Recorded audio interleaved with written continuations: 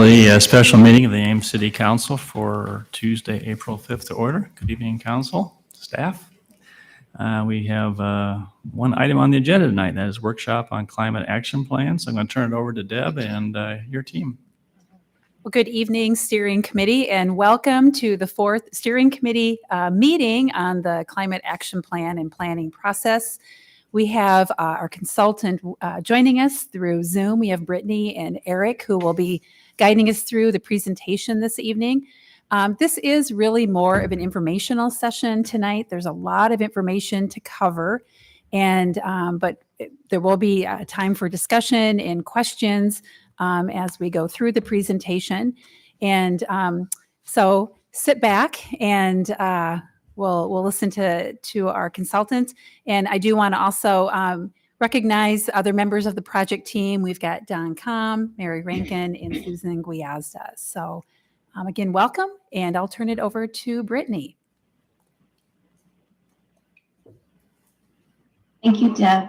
Good evening, everyone. Thanks for having us again this evening. I'm going to share my screen and get right into the presentation here. As Deb mentioned, we do have quite a bit of information to share with you this evening, and Eric and I will take turns presenting some of the information, and we will make sure we take lots of breaks for your questions and comments.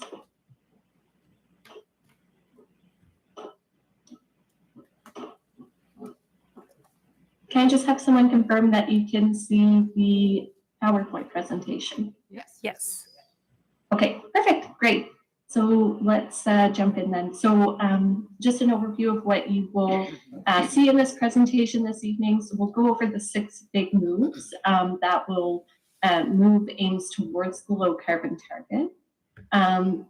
We'll talk about the engagement results. So we did do a significant amount of engagement since we last saw the steering committee in December. We will talk about the low carbon scenario inputs and the low carbon scenario results. So these are draft results that are open for discussion at this point, and then the financial analysis inputs and results as well. So as Deb mentioned, our goal here really is to inform the steering committee this evening about those pieces that I just mentioned. As far as where we are in the project, so we have revised the project plan a little bit since we last saw you in December in consultation with staff. So there are 2 pieces here. First, typically we would develop the low carbon scenario, come back and bring those results forward, and then after that bring forward the financial results. It's our understanding that there's a lot of excitement around the financial results, so we did do both of those pieces together. So we did the low carbon and financial, so we have both of those pieces prepared for you to view this evening. Now moving forward, as Deb mentioned, this is an informational session. Initially, when we last spoke to you in December, the plan was to come back with the low carbon scenario and for council to make a decision on moving forward with that scenario or not. In discussion with the project team, the city project team, it's our understanding that the project team would like to view more of the in-depth details about modeling, about the low carbon results and the financial results, so that they can understand better the implications that will have for policies and practices at the city.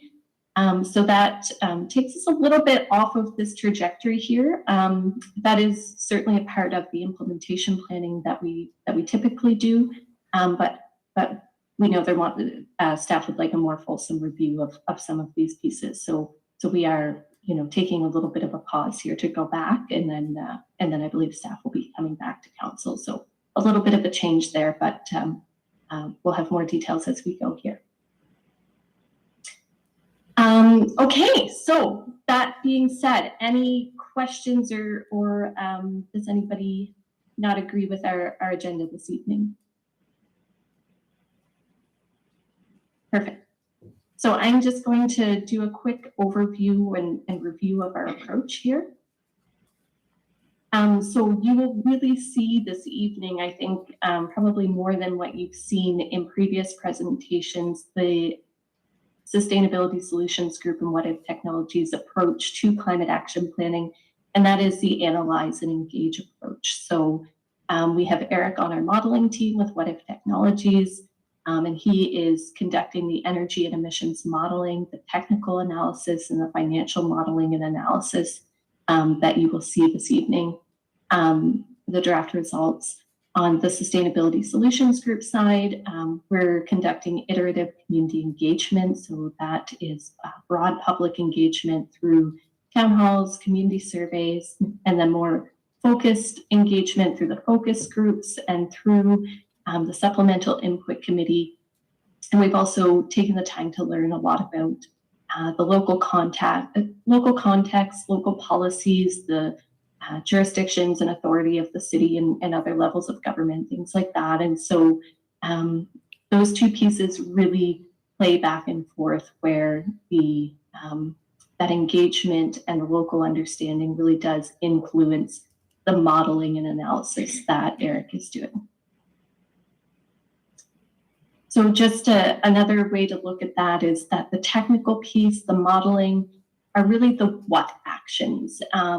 And what that means is Eric is able to model the physical reality on the ground. So what number of electric vehicles do we expect to see and when in order to reach the target? So it's really how much, how fast, what does that physical reality look like? And he's also looking at how to sequence the different actions to maximize the benefit. So you'll see we make recommendations like retrofitting buildings before we add renewable energy, so that we're not adding, masses of renewable energy to an inefficient system. And again, on that engagement side, we're looking for local opportunities, the things that people are excited and enthusiastic about, that they feel are very possible in the community at this time. We're also looking for those local constraints and challenges, what people may not be on board with, what people may find difficult, things that people may not feel like they can afford. All of those pieces we look for as well. We look for the support that residents say that they need and they want, whether that's from the city or from other entities or actors. So we're looking for those pieces. And then we learn a lot through engagement about the co-benefits that the community cares about. And so, for example, we've heard a lot about equity, especially equity around cost. So those pieces, like I said, play back and forth. I'm also going to just go over our target again. So this is the target that council set, and then we'll stop after this section briefly for questions or comments. So a reminder here of the target that council selected, or the low carbon pathway. So it was a net zero pathway by 2050 with an 83% reduction by 2030. And so that was in line with a fair share science-based target, and that is aligned with global best practices for greenhouse gas emissions reductions.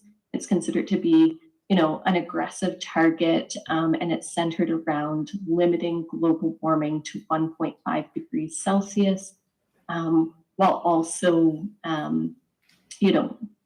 taking into account the fact that you're situated in a wealthy country that has benefited from, the use of energy that causes emissions throughout, a period of history when other countries have not had the opportunity. So that's sort of the fair share piece of it. So that is what council would like to move forward with. And so we will say more on, where we got to in the model here in a moment. I do just want to point out that this past week, a report came out by the Intergovernmental Panel on Climate Change. And they have noted that, it's getting close to impossible to hit the 1.5 degree target globally if we don't start with action right away. And they're also saying that to even hit the 2 degree increase target that global emissions would have to peak by 2025, so within the next 3 years, and then we would have to see a really rapid decrease in emissions after that time. So what Council has selected really does align with that latest report. So we just wanted to highlight that. Okay, and just a quick reminder of where the emissions come from in Ames. So you saw in the last slide there, you know, basically what the business has planned trajectory would get, and then you know, the target. So this is what the business's plan scenario looked like for Ames. So this is if we take into account the policies and practices that are currently in place to reduce energy use and emissions in Ames. We see where the city was at, where the community was at in 2018, and where the community we project will be in 2050. They're about the same. And that's not to say that nothing is happening in Ames, that there are good practices already happening. It is partially a function of population growth. So there's efficiencies being gained, there are good practices happening. But you know, you're a growing community, and it doesn't meet you know, that aggressive target that was set, which is, you know, part of the reason why you're undertaking this planning process, I believe.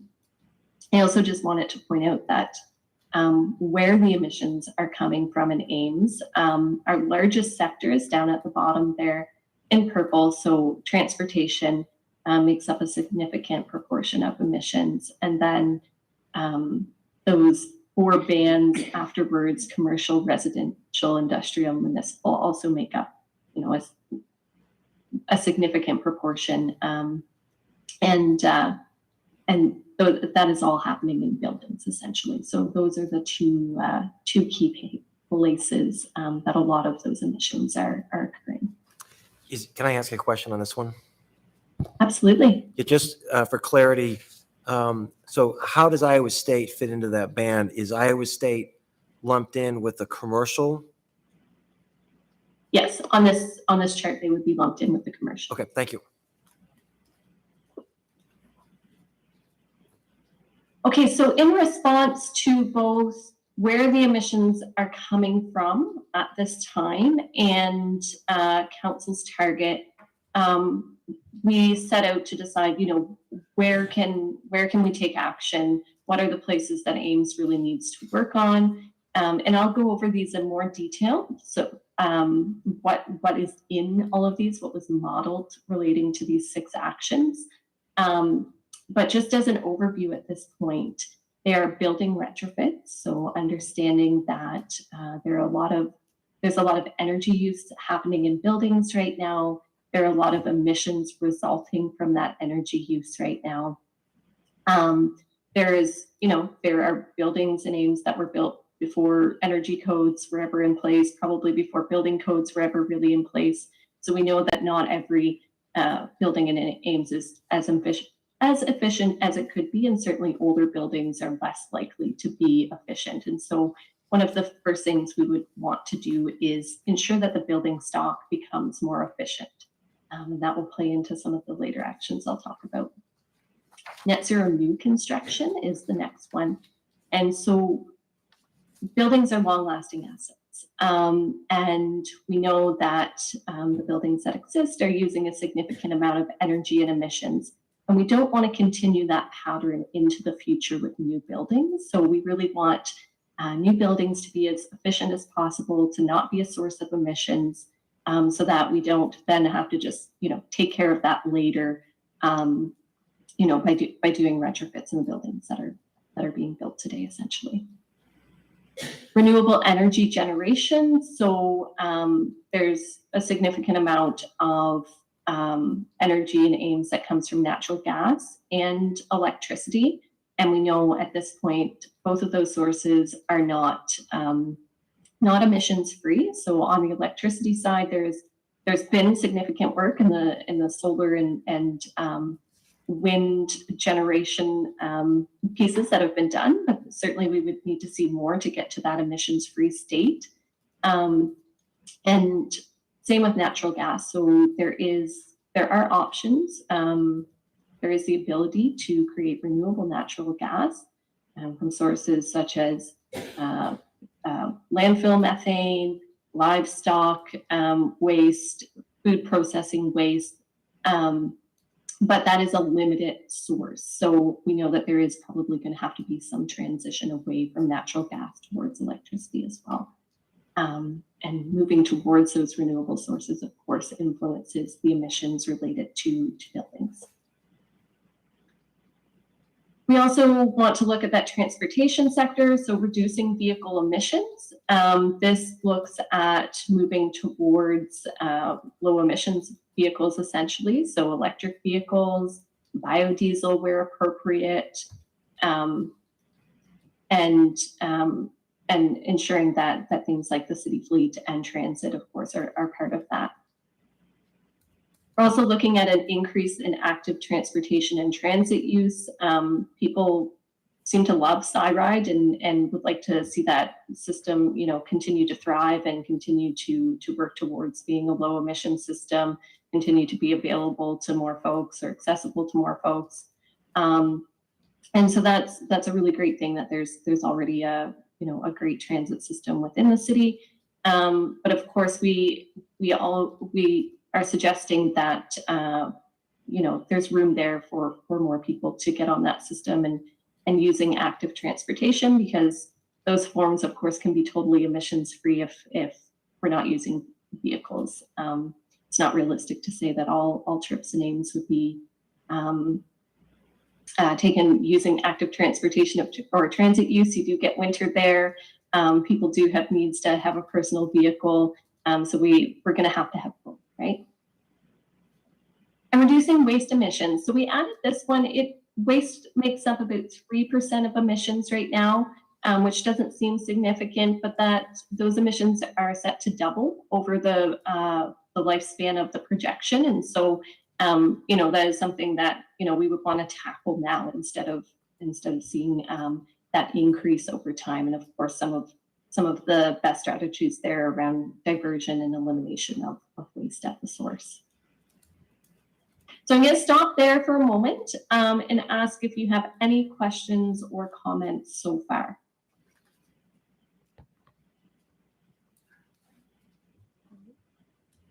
Keep going.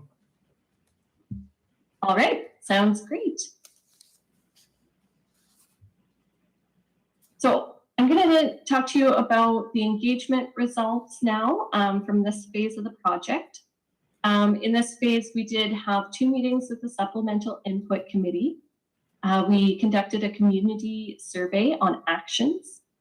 We conducted a number of focus groups, and we also held some engagement opportunities with staff.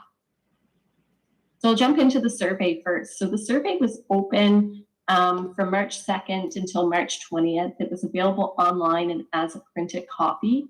It was promoted via a press release, city social media. The city did some community outreach in person at the library, for example. The Supplemental Input Committee distributed the survey to their sectors and encouraged sector members to take part in the survey. And the survey was really about action. It talked about the 6 big moves. It talked about, it asked individuals what actions they might be willing to take in the short term or in the future, and what sort of support they would need to take those actions. There are also some education pieces in there so people could understand, what we were talking about. Things like, moving towards a heat pump, for example. Not everybody has a good understanding of that technology or what it would do for them. So we did provide some education in there. Overall, we received 626 responses to that survey. And I'll just share some highlights of that now. I know the steering committee does have access to a more detailed summary. And I will just say, even the detailed summary that the steering committee received, and it's available on the project website as well for the public, that is really a summary of aggregate results. So we did not break things apart at this point to start looking to say, okay, you know, if we're going to develop programs, policies, initiatives, et cetera, within to help guide the city, you know, who needs what, you know, are we looking at, you know, if we're looking at some sort of incentive program, you know, what income brackets seem to say that they want that the most. We haven't looked at that. We will look at that in the future, however, as we go along with this project. And the other thing I should say before we jump in as well, the demographics intake that that we received from the survey did help us, you know, determine who was answering it and if it was reflective of the community. I would say the piece where we were kind of the lowest or the most off track is we didn't hear from a lot of students in this survey, where in the last survey, I would say we heard from more students than, you know, the percentage of students there are in the community. So that was an interesting result. Okay, so some key takeaways across all the actions. The highest ranked supports respondents want are partial financial assistance, a list of qualified contractors and/or suppliers, and education. So when we look at those 6 big moves and what they would mean for residents, we talked about things like, you know, building retrofits. We gave some examples. We asked people if they were interested in adding solar panels to their homes, if they were interested in, you know, purchasing a net zero home in the future or a net zero building. And across all of those actions, when we looked at the results, people felt that, you know, the people that responded felt like the most helpful things, the most helpful supports that could be put in place are partial financial assistance, knowing who to go to help get the work done, and then education. And that education is both how well the changes may work in Ames, and then education about the benefits to their individual household. Regarding interest in and willingness to act, survey respondents responded most positively to waste reduction. So overwhelmingly, people are interested in reducing waste. Building retrofits were also, people responded very positively to those, especially installing more efficient windows and doors, increasing the insulation in their buildings, and replacing older appliances with more efficient options. We also had a significant number of people with the retrofits that had already completed them. So that is also useful information to know and very, you know, very impressive as well. People also responded positively to heating system replacement. So this would look at installing typically an efficient heat pump system in the home or in the building. People that were looking at purchasing a new home or building responded very positively to net zero new homes, taking into account a lot of people told us that they aren't interested in purchasing a new building or home within the next 5 years. And people are also very interested in renewable energy.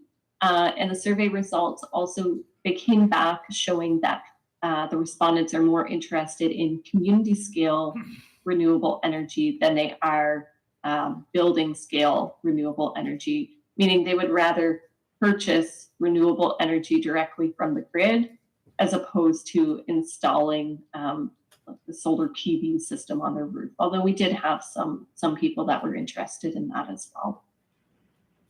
Interestingly, we did have, you know, I would say more people than I expected saying they were willing to pay more for renewable energy directly from the grid. So they were willing to pay more in their electricity rates. As far as what people did not respond as positively to, support is really divided for electric vehicle purchases. So it was somewhat half and half, and some people being interested in maybe waiting for other technologies to develop or evolve, or to, you know, maybe go directly to something like biodiesel. So there was some divide there. And there is also lower support to move to active transportation and transit for those not already taking it. We did get some really helpful insights on what might help people engage with those systems more, but there were still a significant proportion of people that answered that nothing will incentivize them to use public transportation on a regular basis or commute in an active way on a regular basis.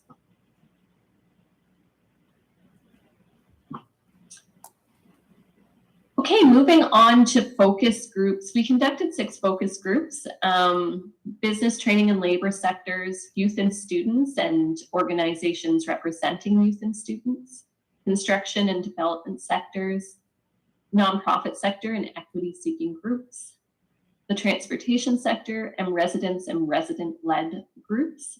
And so with each of those groups, we sat down with them for 90 minutes and we provided a short presentation on the climate action plan development process. We let them know where we were. We presented the business's planned results and the 6 big moves to them. And then we hosted roundtable discussions customized based on the sector and group. And so basically those questions were centered around what they would like to see the city lead on, what places where they felt they could lead, and what sort of supports they felt they needed to be able to accomplish some of the climate action goals, or to contribute to the target.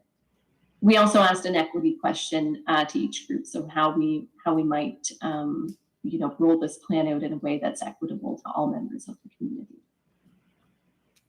So the key takeaways from that, and just so the steering committee does know, we will get full notes back on those eventually. I do want to ensure that all of our focus group participants are feeling comfortable with the way that the notes have been written down, because we did make the promise that we would be sharing notes back with this group and with the city staff, but that we would write the notes in a way that maintained anonymity for individual participants. But I can give you this high-level summary for now. So there is a tension between regulation versus incentivization. Some people really prefer regulation. I think when we spoke to more kind of individual level citizens, they talked about regulation. When we talked to sectors, we heard more about incentivization rather than regulation. People really asked us and the city to pay attention to unintended consequences and not excluding anyone. So really looking at that equity lens again, and also ensuring that any programs or initiatives undertaken don't have an unintentional harmful impact on some residents. We heard about the tension between needs for rental units versus owned units of housing. So this is specific to the building retrofits, but we did hear it come out in a few of the focus groups that there really does need to be separate approaches based on type of ownership or leasehold within the building sector. There were high levels of support for transit, as I mentioned earlier. There's support for the system as is. There's support for expanding the system. People also talked a lot about continuing to engage and educate community members throughout implementation. So a recognition that, this is deep work. These are big actions. People want to be consulted more as individual programs or initiatives are rolled out, when the city makes, specific action level decisions. And people also felt the need for more education, both for themselves and for other community members. And again, that need to consider equity, especially costs for those who cannot afford to make changes on their own. So we heard a lot about, everybody being able to participate and to contribute to this target, and what are some of the ways that we can achieve that. As far as the Supplemental Input Committee goes, we met with the Supplemental Input Committee twice since we last saw you. So the first time we met with them was really a presentation of those 6 big moves, and we 30 took the opportunity to get some feedback from that group. And then the second meeting was just last week. We presented the low carbon scenario and financials that we will present to you this evening. We'll also present to you some of the modifications that we made based on the Supplemental Input Committee's feedback. So you will actually get to see 2 scenarios this evening. So I'll just share with you a little bit more about the feedback that we received, and you do also have access, I believe, in your packet to all of the results. These are just snippets here. So there were some mixed reactions and some disappointment with the outcome of the low carbon scenario. So it won't hold us in suspense here. If you read the package of information, you should already know that when we first modeled, we did not reach the council target. And I'll get into the details of that later, but essentially there are some really extraordinary things that need to happen to reach that target. And so we chose to leave some of those extraordinary pieces to the discussion with the Supplemental Input Committee and with the Steering Committee this evening until we decided if we should model those and bring them forward. And the feedback from the Supplemental Input Committee, some people very much felt that we should. So we did model some of those for you this evening. And some people felt that the low carbon scenario, even as it was too aggressive. So of course, a lot of feedback kind of going in different directions, which is, it's a good thing and it's a bad thing. It's hard to, to see all this feedback coming or going in different directions, but it also is representative of the community. We have all these different sectors, and some individuals are feeling more ready and some are feeling hesitant about different pieces of it. So I think, we can take that and look at it and dig a little deeper to figure out the right path forward. Brittany, could I ask a question about that last slide before you move on? Absolutely. I am wondering how to interpret the top comment in the middle, take it to the State House to overrule. Does that mean that somebody said, oh, well, if we don't like it, we can just take it to the State House? Or was it an observation that somebody is going to take it to the State House and have it overruled and it just won't matter what we've done? Yeah, so the question that we asked that got that response was, if council moves forward with the low carbon scenario as it is, how do you believe your sector will react based on the feedback you've received from your sector to date? And so that's what that response is speaking to. And the person that did respond in that way did not elaborate on further details. Thank you.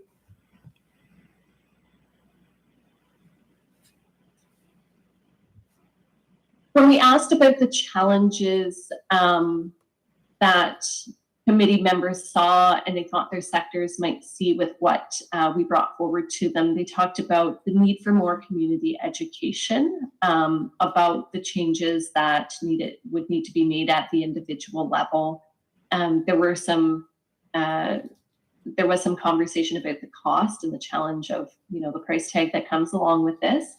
And then, of course, people talked about the technical challenges as well.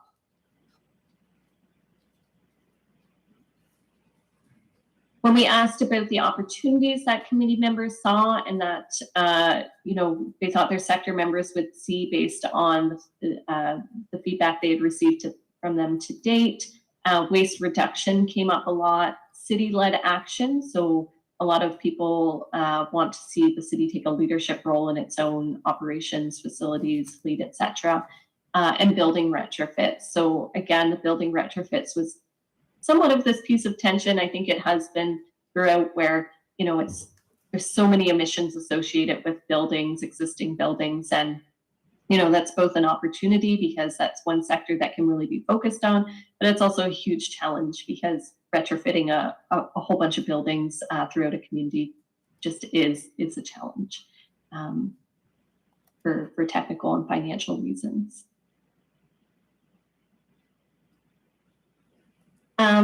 So that was the Supplemental Input Committee. We also engaged with staff. So I will talk a little bit more about the low carbon scenario development process and the financial results or analysis process. But staff, the technical advisory team on staff was engaged at both the low carbon assumption point of the project and the financial assumption point of the project. So basically, based on council's target and what we saw in the business's planned results, Sustainability Solutions Group provided some low carbon assumptions, which basically said, okay, we think you need to retrofit some buildings to reach the target. We think you need to do this much this fast. So that is based on best practices elsewhere, but what was going on in that BAP scenario, and then just our experience and expertise working with other places and having run these models a lot to say, you're probably in this range to meet the target. We provided those back to staff and provided them with an opportunity to comment on the assumptions and provide feedback, and we did adjust some of the assumptions based on that feedback. We did offer one-on-one meetings with the committee members, and I met with many of them to talk through the assumptions that would impact their work or their operations. So that was a great opportunity to meet with some of those staff. And then it's a similar process with the financial assumptions. So I'll get into these in more detail, but basically we assume the price of a lot of different, that it's going to cost for a lot of different assets, energy, electricity, natural gas costs, etc., over time, so that we can see the difference between the business's plan scenario and the low carbon scenario. And so we do provide staff with an opportunity to comment on those assumptions as well and provide feedback, because we do try to use the most reputable and relevant sources possible, but sometimes there are localized studies done that can provide us with more accurate information. So for example, Dawn at the electric utility was able to provide us with some really localized feedback on electricity rates, which was really helpful in informing our financials. Okay, that is it for the engagement piece. I'm happy to answer any questions or hear any comments on that section. Questions, comments? Brittany, with the 600 and some that were part of the survey, can you speak a little bit about how statistically significant that might be? I mean, people are typically going to opt into that survey because of interest. So I know you talked about it was somewhat representative, but thinking about then representing all of the city, that 600 and some, how does that play out? Yeah, great question. So yeah, let me clarify. So representative as far as the demographics of the community, is it just statistically significant? No, it operates differently than something like a public opinion poll. So essentially, when you put these types of surveys out into the community, interested and affected parties will take the survey.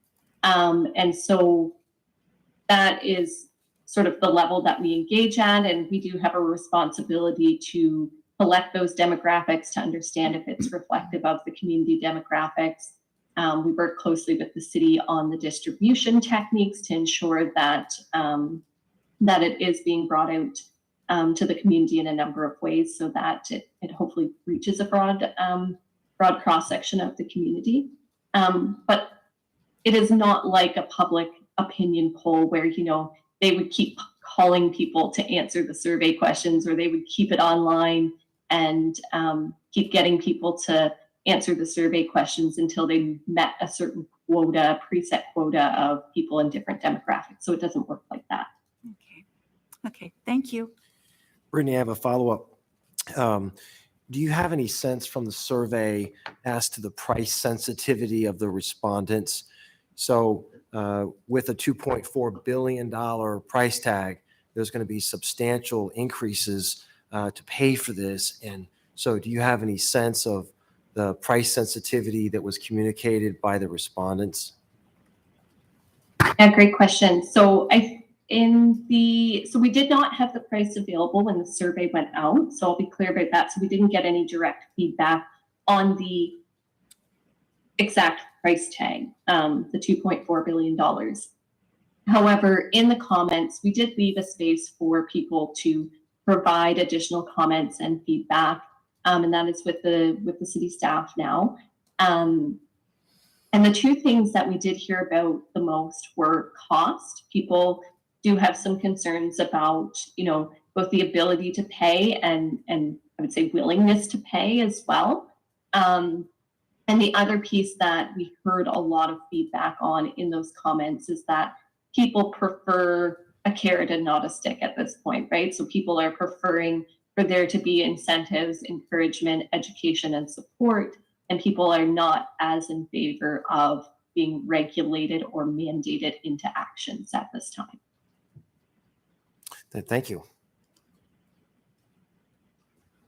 So as a follow-up to your comment that interested and engaged people took the survey, so how should council view and use the results if it's primarily people who are interested and engaged in the process, given the fact that they represent 66,000 residents, many of which, or all of which, will be affected by decisions that are being made? Can you comment on that, please? And so the point is, what's the value of the survey if it has a very specific interest group who's responding to it? Yeah, that's a great question. So, and I think it's somewhat subjective.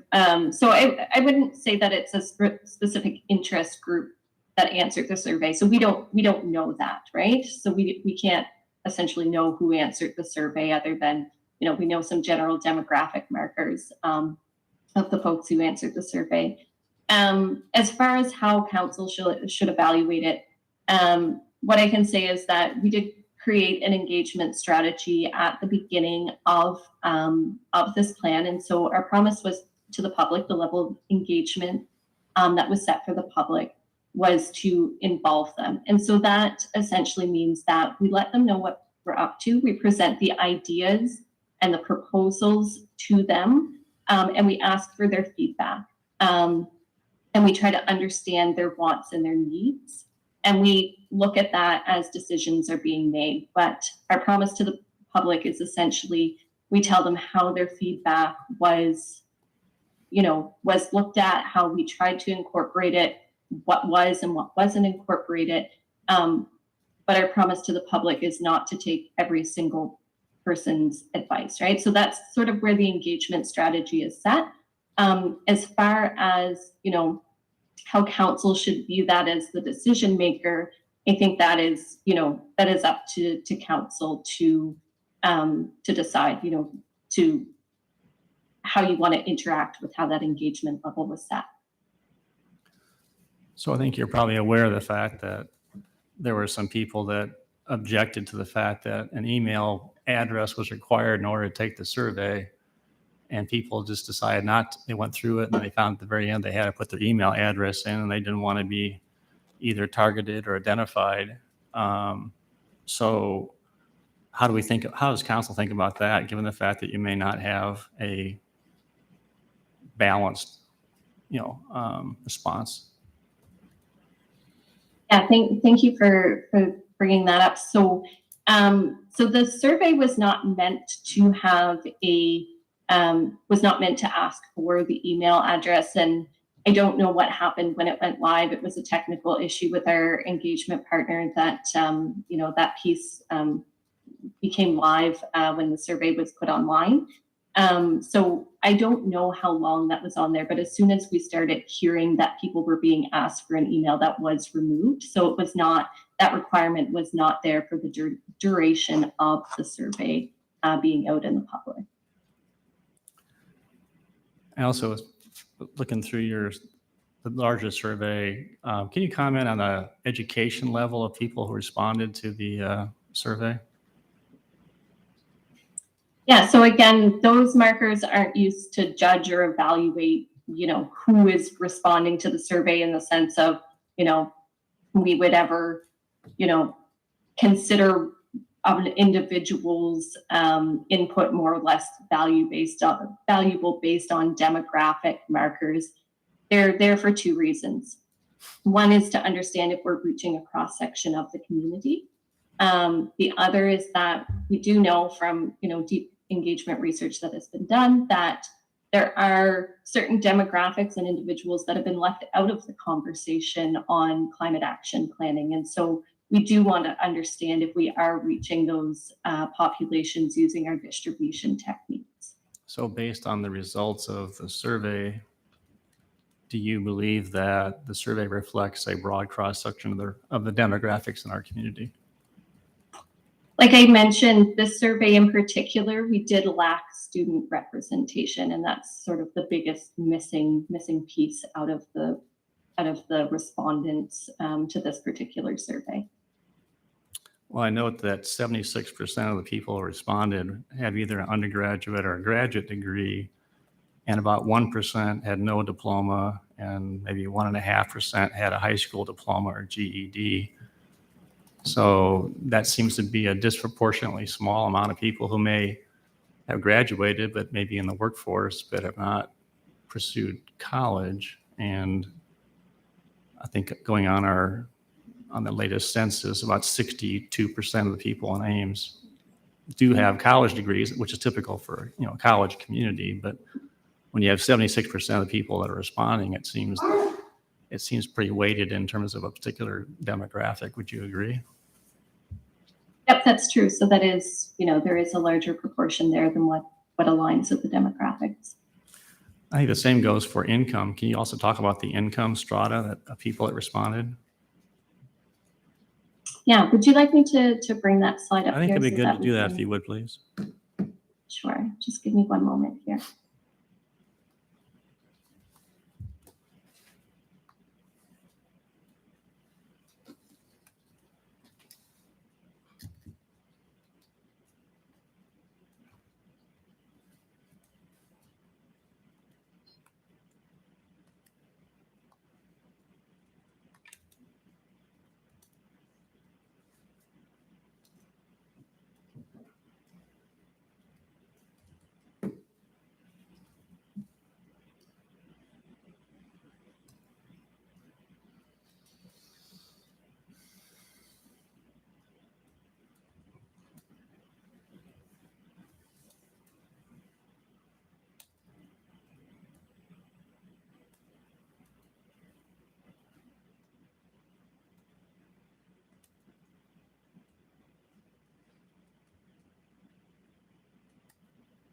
That's okay, Brittany. I mean, it's taken longer than I anticipated. I thought you could have your hands on it. I just want to point out that other respondents, 13% of the people that responded made less than $50,000 a year. And then you had over 50% earn $75,000 a year. And then you go ahead and you're getting close to 65 or 70% of the people responding made $50,000 a year or more. So again, I'm just trying to, as you present the survey, and if council's trying to make some decisions based on the survey, I'm just questioning whether or not it is accurately representing, the community, if that was the intent. If it wasn't the intent, then that's fine. So anyway, so Yeah, I mean, that's not, the intent is to understand who we're reaching. So this one is a particularly difficult one to analyze, where you see we have almost a quarter of people that did not respond, choose to disclose here. So that does make it a little bit more difficult to understand the results. But yeah, like I mentioned, it's not meant to be, a public poll where we would continue to go out to find, those people. It's meant to understand who we are reaching. okay, thank you. Any other questions? All right, you move on.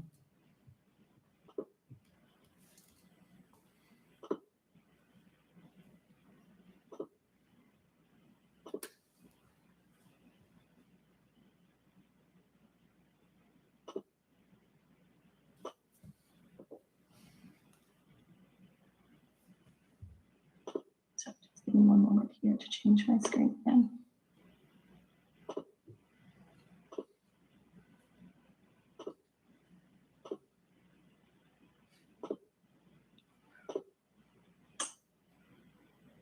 Okay, so let's talk about the technical approach. So the low carbon action development, as I promised, we'll get into more details here. So essentially, we developed a list of potential actions and strategies. So again, this is the modelable action. So this is the physical reality on the ground. So how many EVs, how many building retrofits, over what period of time.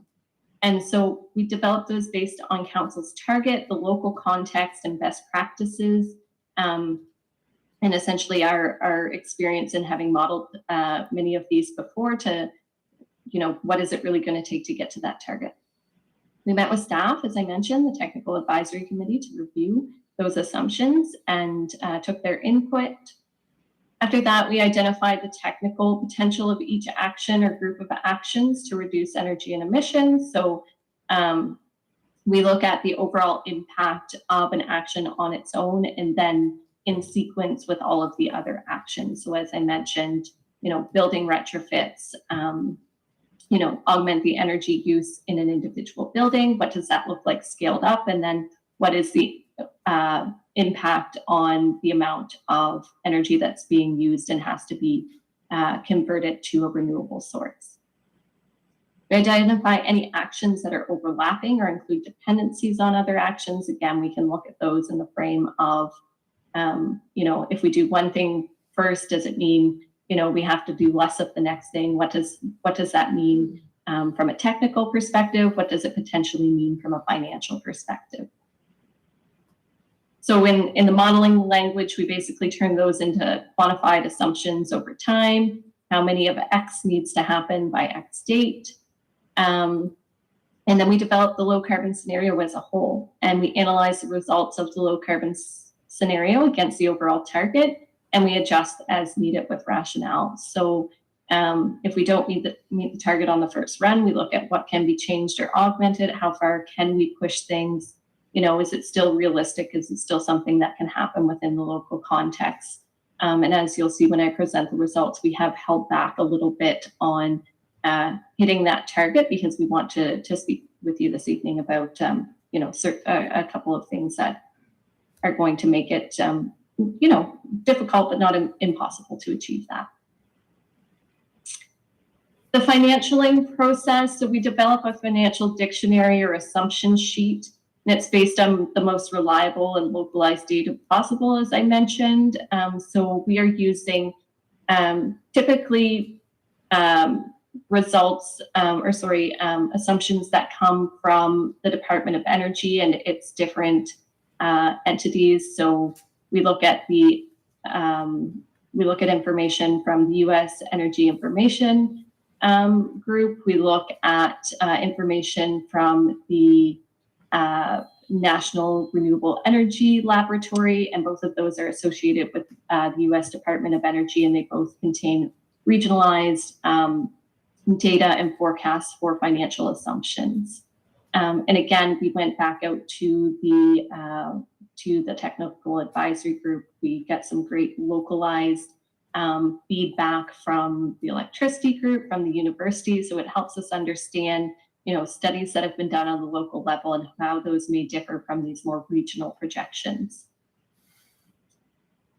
And then we basically load the financial data into the model, and based on the assumptions and the number of what happens when, it gets applied to that, and we start to be able to generate the financials essentially.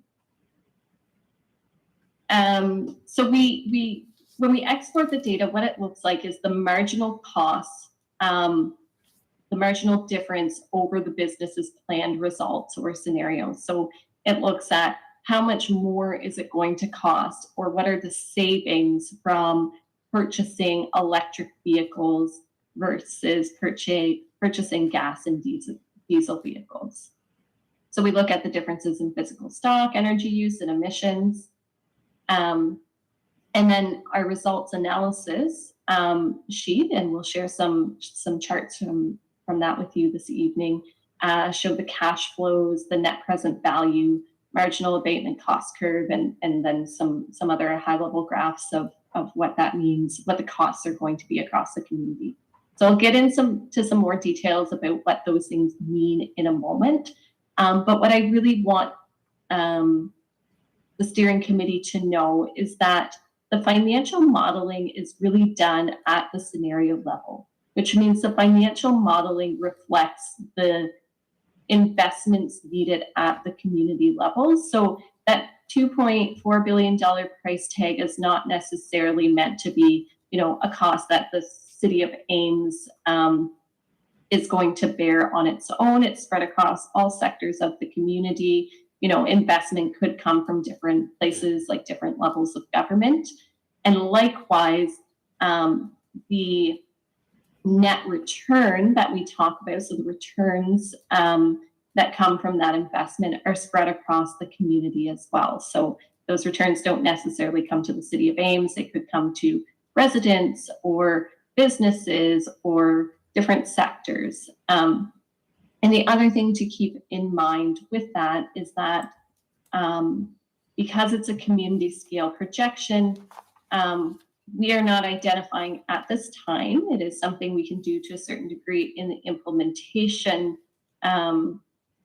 guide stage. We're not identifying who is making the investments at this point in the model because the model can't tell us that. But the way that it usually pans out when we get to the implementation stage is that the entity making the investment isn't always the entity that is also receiving the return. So an example of that is there may be an incentive program for home retrofits, and that may be hosted by a utility. But the returns really go to the residents who have done those retrofits that will then, hopefully pay less on their utility bills. So that's, not saying that that is the answer for Ames, but that is an example of, one entity is making the investment, another entity is receiving the benefit of that financially. And now I'm going to turn it over to Eric. Thank you, Brittany.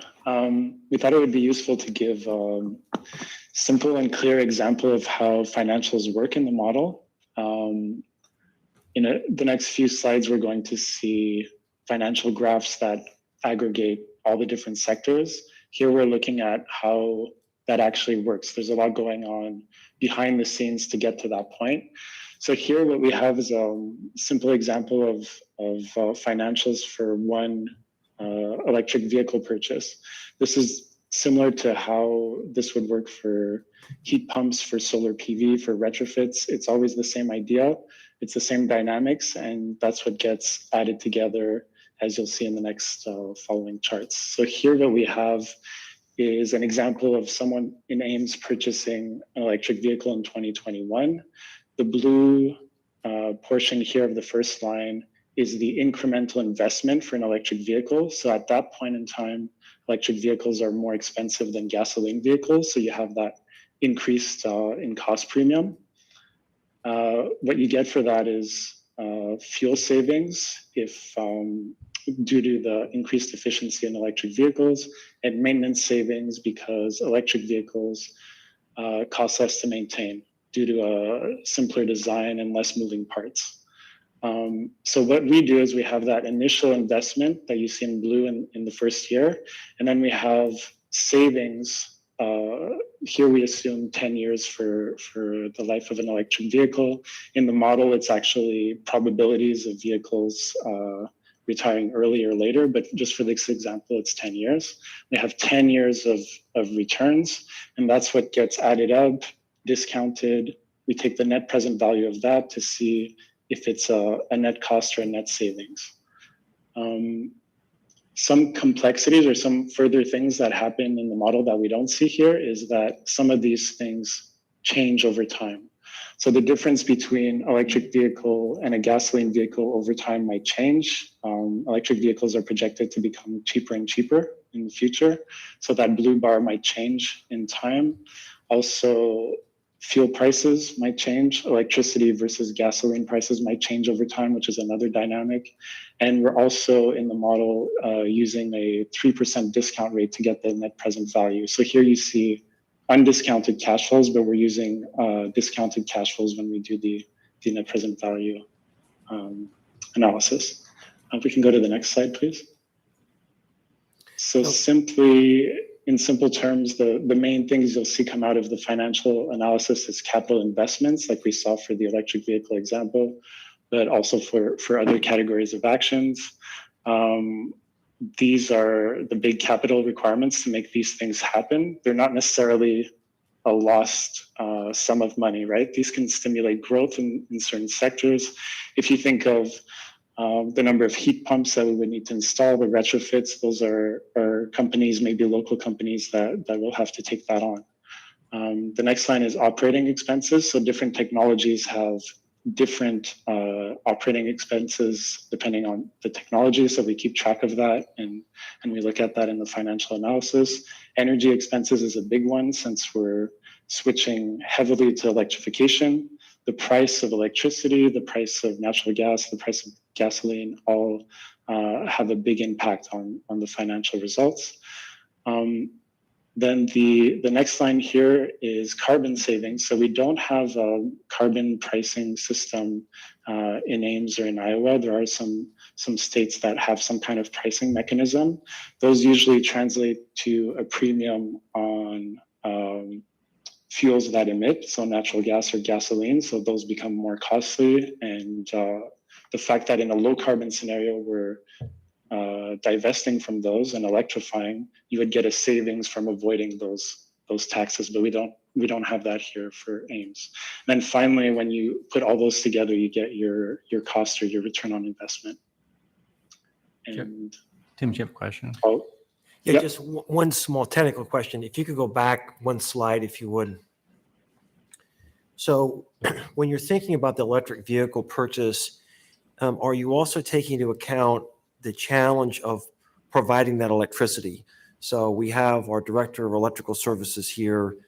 If we were to provide electricity to those electric vehicles at a stage where it's going to be making a significant difference, I don't know that we have the capacity to provide that electricity, and so there would be significant capital investments.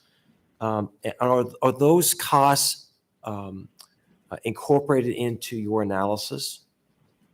Yeah, that's a great question, and I can give you a really concise answer on that. So we have costs for EV charging infrastructure included, not in this example slide, but in the modeling results themselves, we have that included. We've also included battery systems for homes as part of the analysis to help manage that electricity demand. What we have not included is additional infrastructure costs that could be needed, which would need like a community neighborhood by neighborhood analysis of where you would need to have additional electric infrastructure that is not included. So there are things that are clearly included and there are things that are not included at this stage. We've also, in the model, we keep track of the electricity demand, how that goes up when people are purchasing EVs. So we know that answer and we know what kind of electricity will need to be supplied for Ames in the future, and we keep track of that cost. So I don't have anything more than to say I think we should have sort of a placeholder here that as we move the city to more of an electric type of system, it's imperative that we have a robust conversation with understanding, are we going to be purchasing that electricity on the open market? Capacity and energy. Yeah. Or are we going to be generating that here? And if we're going to be generating it here, then what does that mean for the investment from the community? So not necessarily we have to answer that now, but Don, if you could make a note of that, obviously that's an important component. Thank you. Maybe just to quickly comment on that, we do include the share that is needed to be imported from the grid, and we do include the amount that we'll have to go get from power purchasing agreements from wind and solar in the future. So that's part of the analysis. But the distribution is not. The additional cost for distribution infrastructure, like the amount of voltage a certain block or something like that could take, is not included, but all the major components of electrification are included here. Major components in the home? So the point, I think the question is that if there's an increased capacity required in the homes, then might need more substations. You might need replacing, main high voltage lines to get the power to the houses. I think the question is that included? And I think you said no. The generation. Yep, is that correct? That's correct. The transmission lines and that piece is not included. That's correct. Yeah. Okay. But purchasing it either on the grid or producing it, or the cost associated with it in the home itself is included, is what you're saying. Okay. That's correct. Thank you. So just now, you might just want to circle up on this then. So we've got a $2.4 billion price tag. We would have to add to that this variable of the cost of providing the electricity. Am I saying that correctly? For the transmission part, yes.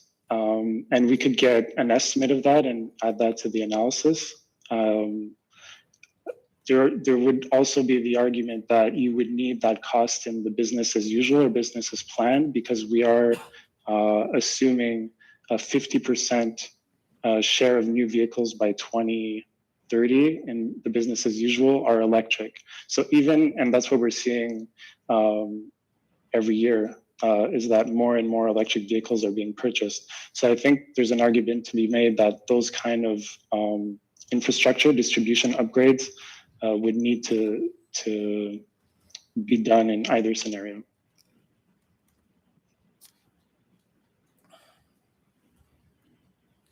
Okay. Please go on.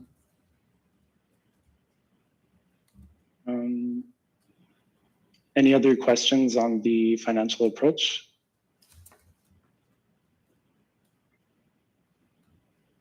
Does not appear to be any. No. All Okay, right. thank you. I'll pass it over to you, Brittany. All right, great. So we're going to talk now about what was modeled. So I'll run through action by action fairly quickly here, and then we'll get into what the actual results are. So on the building retrofit side, we looked at 90% of residential buildings being retrofit by 2035. And in a more detailed modeling piece, we did break down buildings built in 1980 and earlier, and buildings built after that, seeing the retrofits happening in the older buildings happening at a little bit of an accelerated pace. We looked at 90% of industrial, commercial, and institutional buildings being retrofit by 2035 as well. 30% of energy savings below the baseline scenario through process efficiency in industrial buildings by 2030. All built municipal buildings being retrofit by 2030. So this is one of the pieces where you see, that city leadership piece of maybe pushing it a little bit faster than the broader community. Add air source heat pumps for all buildings by 2040. Replace hot water heating systems with electric by 2040, and bring renewable natural gas online between 2028 and 2030. So what you see here is a significant amount of the activity in buildings happening prior to 2030 or up to 2030. And that is because you have this 2030 interim target that requires significant reductions in emissions, and buildings are one of the places that are a significant emission source in the community. So we need to see those buildings become more efficient, use less energy, and therefore be associated with less emissions, be less emitting overall, and then we turn our attention to the grid, of course. Brittany, before you move on, a couple of questions. Would you define Absolutely. what is, when you say buildings retrofit for residential, industrial, commercial, what does that mean? And also municipal buildings? Yeah, great question. So it's a 50% energy use intensity reduction, and then a 10% plug load reduction. So that's your, anything that gets plugged in, you would see a 10% reduction there. And I think I heard you say that 90% of residential buildings need to be retrofitted, and you're considering buildings that are older than 1980. Is that right? 1980 and older, yes. So is it 90% of the houses built before 1980, or is it 90% of the entire stock of houses in the city of Ames? So 90% of the stock of housing in Ames up to 2018 builds is what we have modeled, because that's when our modeling begins. We would just see the older buildings happening, a greater percentage of those buildings happening earlier on, leading up to the 2035 target. So we've had significant growth since 1980, and I just looked online this afternoon, and from 1980 to 2000, about 35% of the houses were built in Ames, and then you have a lot more after that. So we're probably talking about 50-60% of the housing in Ames could be potentially built 1980 or newer. So I'm just trying to tease out, what are you using in the model? Is it 90% of the houses in Ames that are built have to be retrofit, or is it 90% of the houses built 1980 or older? 90% of the buildings in Ames. Okay, and is that also true for the industrial, commercial buildings? Yes. And where does school district fit in there?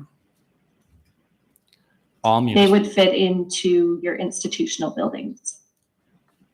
So is that in municipal, or where is that on your list? This is the second. Oh, I'm sorry. I'm sorry. Okay.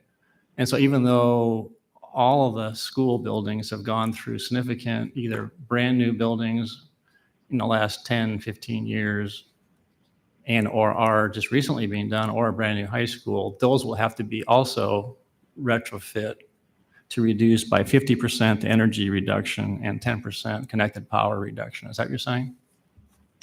So this is, we need to keep in mind, this is community level, community scale modeling. So we do put into the model, I believe, Eric, for this model, we used a 1% retrofit rate per year. Something like that. That sounds right. I need to go back and check. What is that? So essentially, we assume that about 1% of the buildings in Ames are retrofit each year, without this plan having been put in place. We do know that a certain proportion of buildings do get upgraded and retrofit.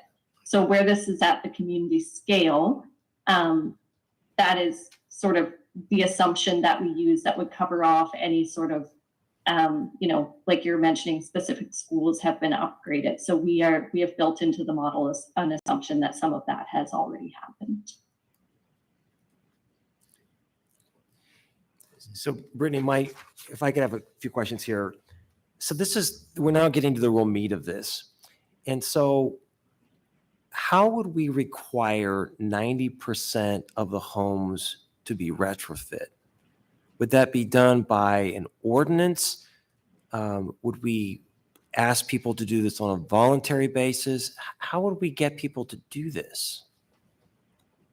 Yeah, that's a great question. So our understanding of the building code in Iowa is that the municipality does not have jurisdiction to require a building code or building code standards that are higher than what has been adopted at the state level. And so for any sort of building upgrades, if somebody comes in and asks for a permit to renovate their building or to add a piece on, you also don't have the jurisdiction within Ames to require them to do something that is above the current code.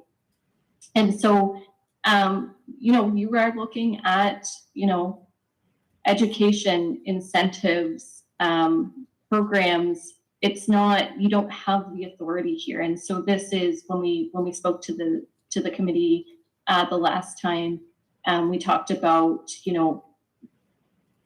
a community energy plan, a climate action plan is fundamentally different from, most, and I would say probably any other plan that a council passes, in that you don't have complete control over implementation. Even something as big as your official community plan, you set the policies and direction. Some of this that is contained within a climate action plan, because of the scope, is simply out of the authority of council or the city to make those decisions or to ensure that they happen. And so you need to use other mechanisms. And even then, it can't completely be, the city's responsibility. So it does take the participation of individuals in the community of different sectors. So it is fundamentally different than most, if not all, the plans that you have seen before you on council before. So we have carrots and sticks, and so primarily this is going to be a carrot approach. Is that correct? For building retrofits, yes. You don't, as far as I understand, you don't have the authority to make people retrofit their homes. Okay.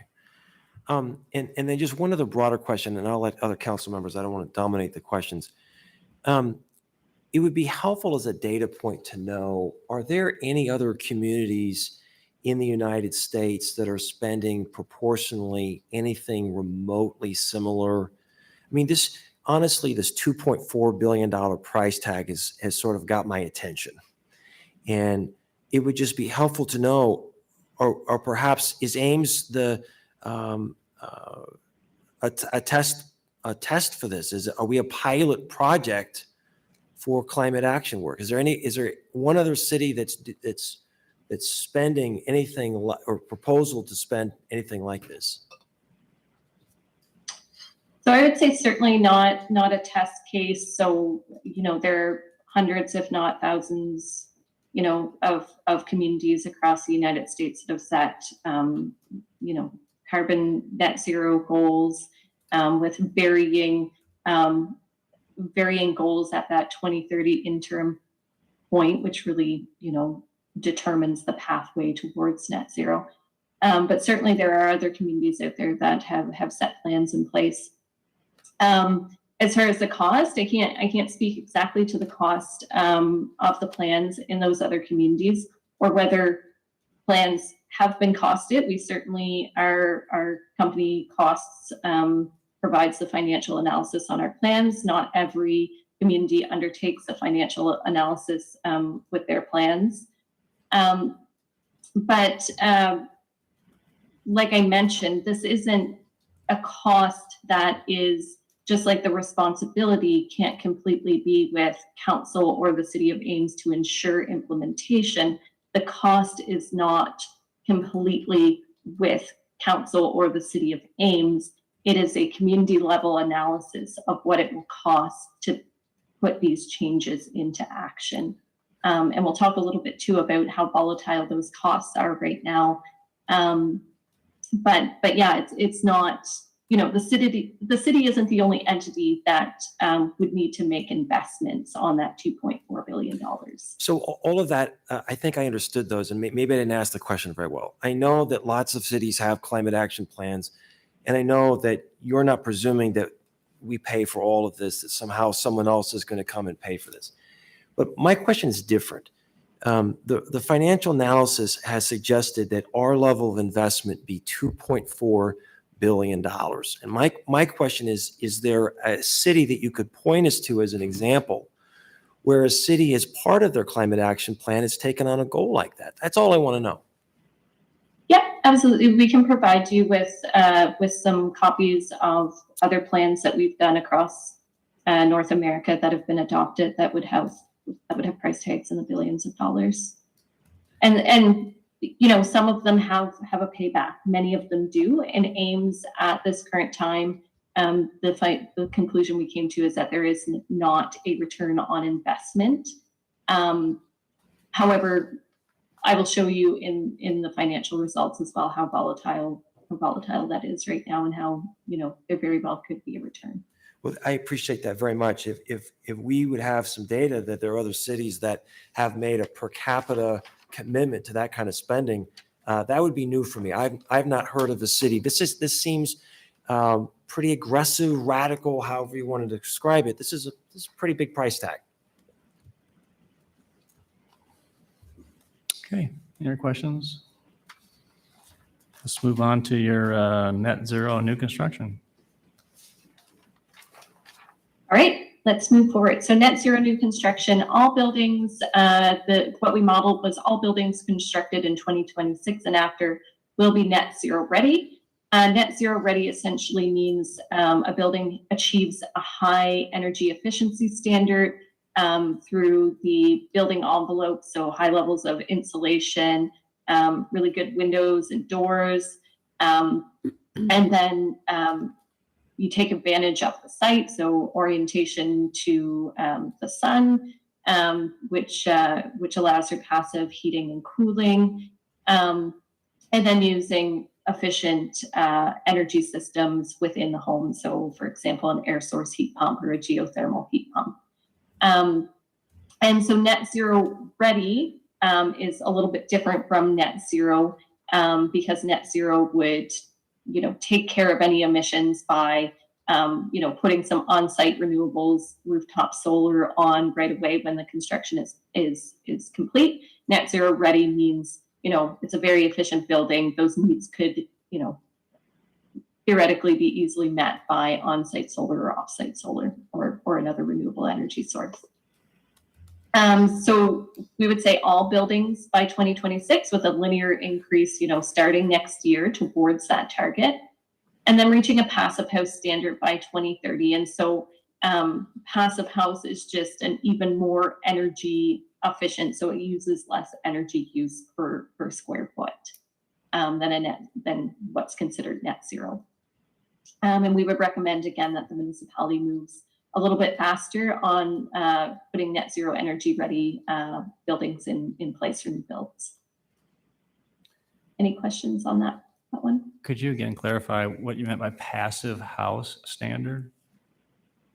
Yeah, so it's the energy use intensity per square foot of building. And for, Eric, I'm going to get this wrong because I often do. Net zero is around 30 and passive house is 15 EUI. I can give it to you in kilowatt hours per meter squared. So that would be 15 kilowatt hours per meter squared thermal energy demand for passive house, and about 50 to 100 EUI. I think in the Ames case, it's closer to 100. So it's very, very, very low thermal heating demand is why it's called passive house. You don't need to input much fuel energy for heating to keep it heated. So Brittany, how much would it cost to build a net zero house? What's the additional, in the construction industry, is there a rule of thumb? Does it add 10%? Yeah. Does it add a particular dollar amount? Could you help us think about that? Right now, there's different reports and studies out there, but it ranges between 1.5% and 7%. So the additional cost to build net zero is not super significant. I would, in my opinion, achieving net zero new construction is a much easier feat than the retrofits. So there is some demand, there is some, people save money if they can afford to put up that extra, 1 to 7% into purchasing a new home that is net zero. They're going to save on their utilities. So there is some easy to see logic. It's easy to just do it from the beginning, and the cost isn't extraordinary. So I would say this one is actually much easier to achieve than the retrofit piece.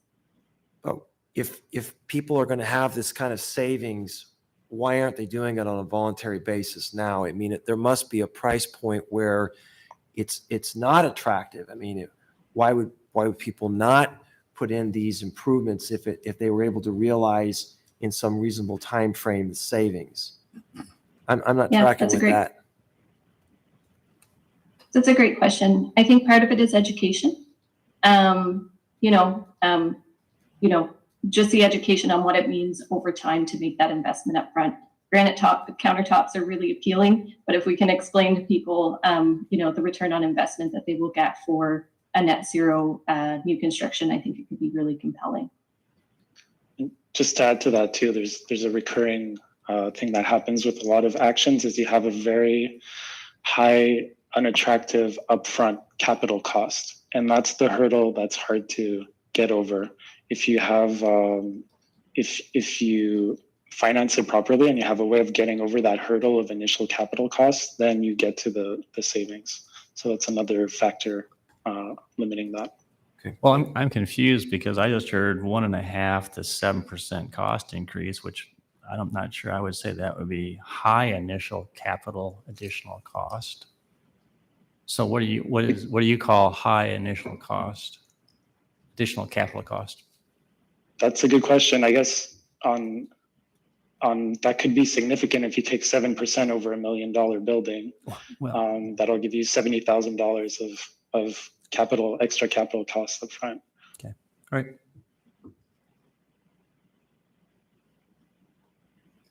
Okay, so renewable energy generation, what we modeled is maxing out rooftop solar potential, actually a little less than maxing it out, just to give some breathing space there. So 220 megawatts, 50 megawatt solar farm by 2025, an additional 50 megawatts by 2030, an additional 200 megawatts between 2035 and 2045, and some marginal increases in wind over the next few years. Adding Tesla Powerwalls or other home scale battery storage to homes when an electric vehicle is acquired. So Eric mentioned this, and this is to decrease some of the burden on the grid. And then local production. So there is some local production happening currently, and so we would see that moving towards renewable sources as well. So, Don, what's our current power plant capacity? So we have 4 units here within Ames. Our two baseload units total 100 megawatts. So it's 65 and basically 35 for unit 7 and unit 8. And then we have 2 peaking units that have another 45 megawatts.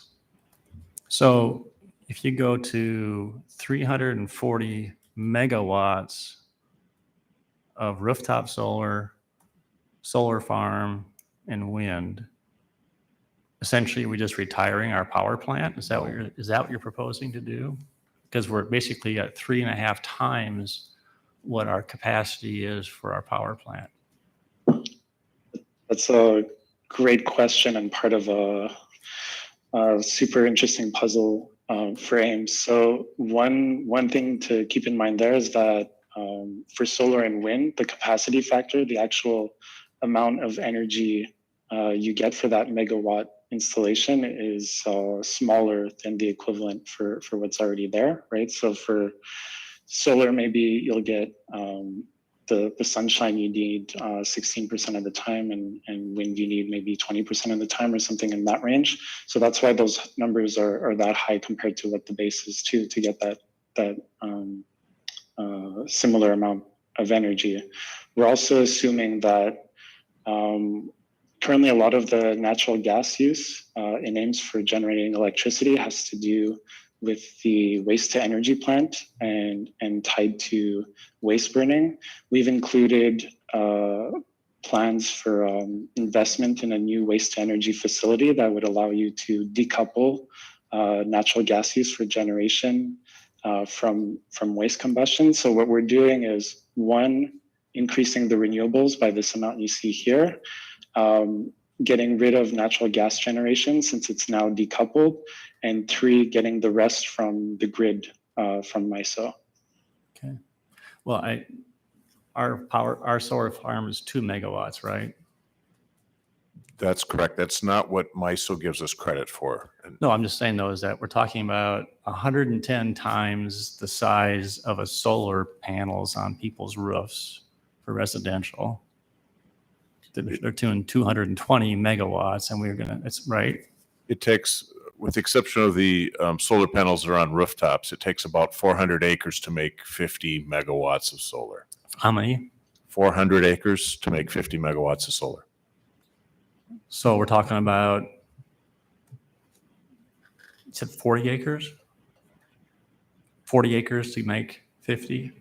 400 acres to make 50 So megawatts. we'll need 2,800 acres of square foot to accomplish this amount of solar. That's correct. Okay, I just want to get an idea of the overall. I'm sorry, I've lost track. How much is it? Well, we're talking about 340, let's just say 350 megawatts of solar. And Don said it takes 400 acres to get 50. So 7 times 400 is 2,800 acres of surface area will need to be, or land will need to be used in order to accomplish this particular objective. I'm not sure how many acres we have in our city, but 2,800 acres sounds like a lot of land. Eric, is the mayor right on that? I can answer you right now on the amount of acres. I do know that Do you does do require much Do you have space. acres in, Oh. do you know how to do acres in Canada? Is it all Yes. metric? Yes, we do, but we didn't crunch this right now. I'm happy. I think it's a relevant question, and I'm happy to do this after the council meeting and crunch some numbers around this. I think I think there's also the option, and Don, maybe you can correct me if I'm wrong, but there's the option with the power purchasing agreements. This is how we added this to the model in the form of power purchasing agreements, which could be located outside of Ames, potentially. Is that correct? That is correct. Yes. It doesn't have to be located within the city limits. So that's another option that's open that helps with the space constraint. Don, how many acres is our current solar farm? So for about 7 acre, or for about 2 megawatts, we have about 7 or 8 acres used for that.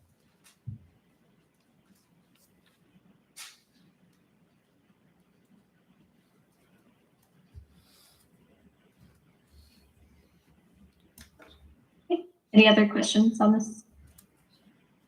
I don't think so.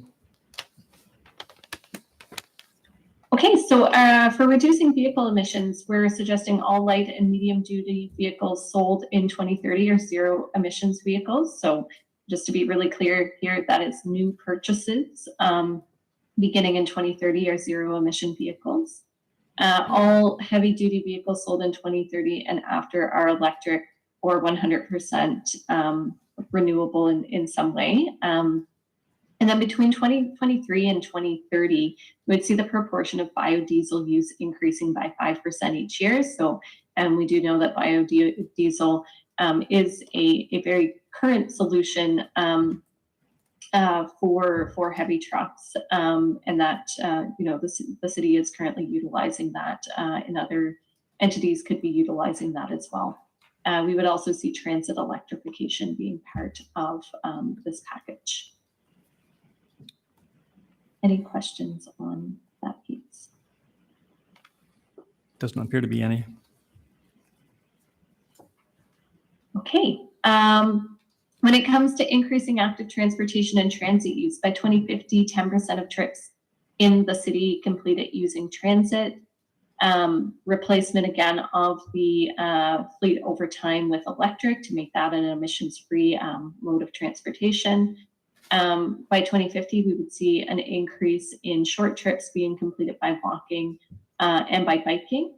Car and bike share programs being put into place for individuals that do not own a vehicle or are looking to mode switch essentially, where they may need a vehicle or bike for part of their day to get around, but not for their entire day. And reduction in vehicle miles traveled, and we would see this happening from measures such as an increase in work from home practices, which are sort of escalating naturally at this point. Any questions on this piece? I'll just, since there's no one else has the question. So 10% of trips in the city completed using transit. I'm actually really excited about this one. I would love to see us move the needle, but this has been something we've been working on with SciRide for decades, trying to get more people to use SciRide. So it's not as if we haven't tried this. Do you have any suggestions on ways we could move the needle in this? Yeah, that's a great question. I mean, there's so many opportunities, and we do look forward to talking to the city more and to SciRide about, you know, some of the strategies that have been used. We have heard from SciRide some of that and what could be used in the future. I think one of the things that is significant here that can be considered is, you know, you've just looked at essentially a growth plan for the city and understanding that there's going to be new residents moving in, an increased population, and you need to think about your land use and city planning. So I think that there's certainly opportunity there to look at new residents and new developments with kind of a transit lens of how you get those people using transit and how you orient some of that development to be transit friendly. And just to put a bow on this, we've actually looked very hard at this, and the challenge is that our routes are maxed out. So we had a consultant look at this in development of what we call SciRide 2.0 and trying to maximize the efficiency of this. And so there's some pretty tight constraints on us being able to expand SciRide routes. We would love to do that. I mean, I'm all in on that, but there's very difficult financial constraints on SciRide to pull that off. We can talk later about that. Yeah, we definitely look forward to that one in the implementation phase. Okay, so on the waste side, we looked at waste decreasing by 20% per household at the source by 2030. So there is an understanding here, you know, there's some education pieces that need to be done, food waste reduction, all of those pieces. Also an understanding at sort of the national and global level, this move towards, you know, zero waste economies, circular economies, and the idea that, you know, many manufacturers are looking at ways to minimize packaging right now. A lot of global companies have that goal, so hopefully that can support here. And then we would see that move towards 50% over what we saw in the BAP or the baseline scenario by 2050. Same for commercial, seeing commercial waste being diverted at a much higher rate. Often when we work with communities, we see you know, commercial waste having, you know, a significant volume within the community, and specific strategies need to be developed for that sector and the waste that comes from that sector. We've also looked at, again, so the importance of diversion here. So looking at more organic and food waste being diverted in the short term, and then more recyclables, of course, being diverted from the waste system in the short term. Brittany, Any questions? I'm wondering, how do I, as a homeowner, know what percentage my waste is being reduced when I simply put things in the trash and the collection service comes once a week, whether my trash bin is full or not? I can understand that the resource recovery plant knows how much they're taking in, but how do I, as an individual, judge what my reduction is? Yeah, that's a great question. I don't think that we need individual residents to know that they're reducing exactly 20%. I think it's providing the education around some of those diversion resources around things like food waste. So there's a huge education component here. And then the actual measures and metrics would certainly come from the resource recovery plant. And again, like I mentioned, some of this will hopefully occur naturally over time with the waste reduction strategies we see happening with different companies to reduce packaging. So, as you're aware, trash from Story County comes to Ames. So we're collecting from, was it 13 different communities? Is that right? So in this assumption, were you looking at the the amount of tons of waste that come into the resource recovery plant? Because if so, then this is a county-wide reduction required in order to accomplish your data, or were you looking at a per capita production assumption just for the city of Ames? What were you using for a baseline in order to make your calculations? So we used the 2018 emissions inventory that had detailed data about the waste coming into the recovery plant. So that's what we used for a baseline. Okay, so that means that that's the waste that's coming in from all the other surrounding communities that contract with the resource recovery plant, not just coming from Ames, because I don't think they keep track of that per community. It's just the waste hauler comes in and unloads it. I'll have to look into how much waste comes from outside of Ames to the resource recovery plant. I'm aware of the waste that's not combusted going to Boone County. We're aware of that. I'm not sure what the percentage of outside is coming in, so I can take a look at that. I was under the impression that the significant majority was coming from Ames. Yeah, I'll have to defer to to staff on that. And the other thing too is I don't remember how much comes in from Iowa State. I think Iowa State does have their own composting, I think, or some systems, but I don't know. That may be worthwhile further verifying that data as well too. Because I'm not sure. Anyway. Okay, Yeah, sure. we can certainly work with staff on that and make sure that we're revising for a per capita basis for Ames, if we haven't done that already. Is it 60%? Yeah, we pay about 60% of the total, but we don't keep track of how much comes in. Okay, if there are no other questions, I am going to move over to our results from run one of the model, which was presented to the Supplemental Input Committee, and talk you through the components of this and the results, and hear your questions, and then we'll move on to run two of the model. So our results, the initial results that we came up with what I just presented to you, the actions that were in those 6 previous slides, the results that we got to was a 70% reduction in emissions by 2030, and a 94% reduction by 2050. So what you will recognize right away is this does not meet Council's target of an 83% reduction by 2030. And so we had mixed feelings about that at the Supplemental Input Committee.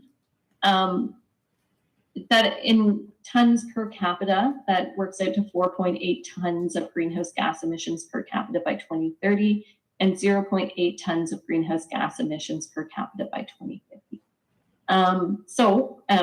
Before anyone asks, I'll answer why did we not push it to the 83%? So, there are some, I'll say, significant and I mean, you could say everything in this plan is significant action that needs to happen. And so I'd say there's some extraordinary things that need to happen in order to reach that 83% target. And so we wanted to have that discussion tonight, and I can present more results before we get into that discussion if you would like. But essentially, we see most of the emissions, let me move over to my next slide here. When we look at it on a sector by sector basis, we see most of the emissions that are remaining in 2030 belonging to the transportation sector. And so there are 2 pieces to this. One is that we expect an uptake of electric vehicles, so new purchases moving towards or reaching 100% of new purchases being a low emissions vehicle by 2030. So I'm sure, as you can understand, right up to 2029, we would have purchases of gas and diesel vehicles. And so those assets will stay in the system for, 10, 15 years. And they will contribute to emissions over that time due to gasoline and diesel use. So that is one piece. It would be, I'll let council judge this for themselves. The option that we can go with to get those out of the system sooner are to, look at an earlier electrification or low emissions vehicle target. So setting that, closer to where we are today. That has its challenges due to market availability, essentially. And then also building out the infrastructure to support that really rapid uptake. On the other end, what you could do is when you get that market availability and the infrastructure in place, is you could find some mechanism to require people to, and this is something we haven't explored fully, the jurisdiction or authority of council to retire gasoline and diesel vehicles or create some sort of disincentive for people to continue driving those. That comes with a whole host of questions around, is that okay from an equity perspective? And also, is it, forcing people to retire cars or charging them more if maybe they can't afford an electric vehicle? Or does that require a whole bunch of incentives to get everybody into an electric vehicle, et cetera? There's not really going to be a used market, so we're looking at new. And also, there's just this question around embodied carbon. Is it the right thing to send a whole bunch of vehicles to the landfill that are not at the end of their life cycle? So we started asking these questions and we said, okay, let's not push this any further. Let's have a conversation with council. The second part you're seeing in that transportation system. So we're seeing electrification of the of vehicles starting in 2030. However, the grid is not completely clean by then. So you are seeing some emissions still being associated with those electric vehicles because they're using electricity that is not necessarily it is not completely emissions free. And so in our next run, what we have done is looked at pushing up the dates of making the grid emissions free. So I'll show you that in a moment. But if you bear with me, I will finish presenting the results of this particular scenario. Okay, so in this scenario, this is a wedge diagram. It's very colorful. It's very complex in a way. I know it's hard to look at on a screen, so it may be something you want to take away and look at in the slide packet. But basically what this is, the blue that you're seeing over on the left-hand side, or maybe it's not the left-hand side for you, is the emissions that are still in the system. So that's sort of, we call it your carbon liability. And you're looking to get to zero, to get rid of that carbon liability by 2050. So over time that decreases. We don't quite get to zero in this scenario. All of the colorful wedges represent the actions that we modeled in this scenario. And it basically shows over time the impact that they have on emissions reduction. So those colorful lines are chunks out of emissions that you're seeing over time due to these different actions. So I won't go through all of these. There's a lot of them in there. But the most significant actions in there are adding ground mount solar, MISO decarbonizing their grid to a certain degree based on their plan, looking at decoupling natural gas from the waste to energy facility, adding rooftop solar. So you can see it's a lot in this energy generation and renewables mix, but we can't lose sight of the fact that these actions aren't as impactful if we don't electrify and we don't do those building retrofits. Either that or we're going to need a whole lot more renewables in the system.